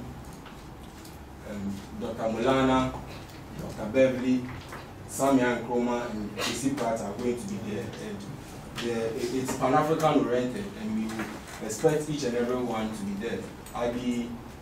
In the evening, there will be an arts exhibition at the Du Bois Center to be hosted by our brother here. So we have all been informed. Once again, we thank you all. When we move out from here, we want to have a group picture. Afterwards, then we'll have some refreshments. Thank you all. The Founders Day lecture, where are we? In Commonwealth.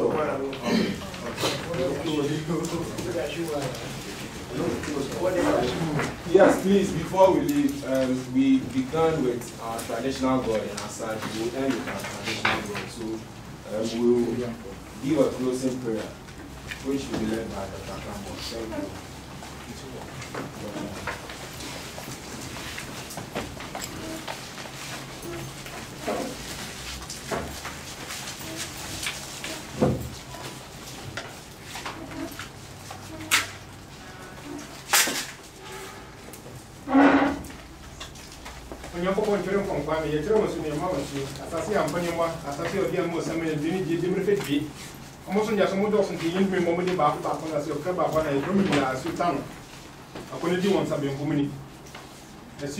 As you have been as you walk over to the before, we are free at the front of our peanut or a minamura. The friend Hannah, whom I said, Moon Wyan. Say a car, you say, you tell from what you buy a Pasiata area. Say, you buy Cassava, a baby for home, a baby to me home, and a dear of my can't call, and go to any cost. We now, yes, from the most line because so Bibia because a year they are mad at the mind. Now the young person young person dear, or Bonnie Brafra, my ye, or Jan Shen as the Punina in Ankaba, who are winning ideas from me. One unknown room, Tibaco, who might be or person can be my Vidia. My uncle Sa or Mana at Japadia do moon. Sa Massa or Manu Guna, and move on as in she, you know, strongly, Madaroma. Most Rayina, yes, she high. Most Ramia, me in Pai, Madaroma. Most Rayan consequences.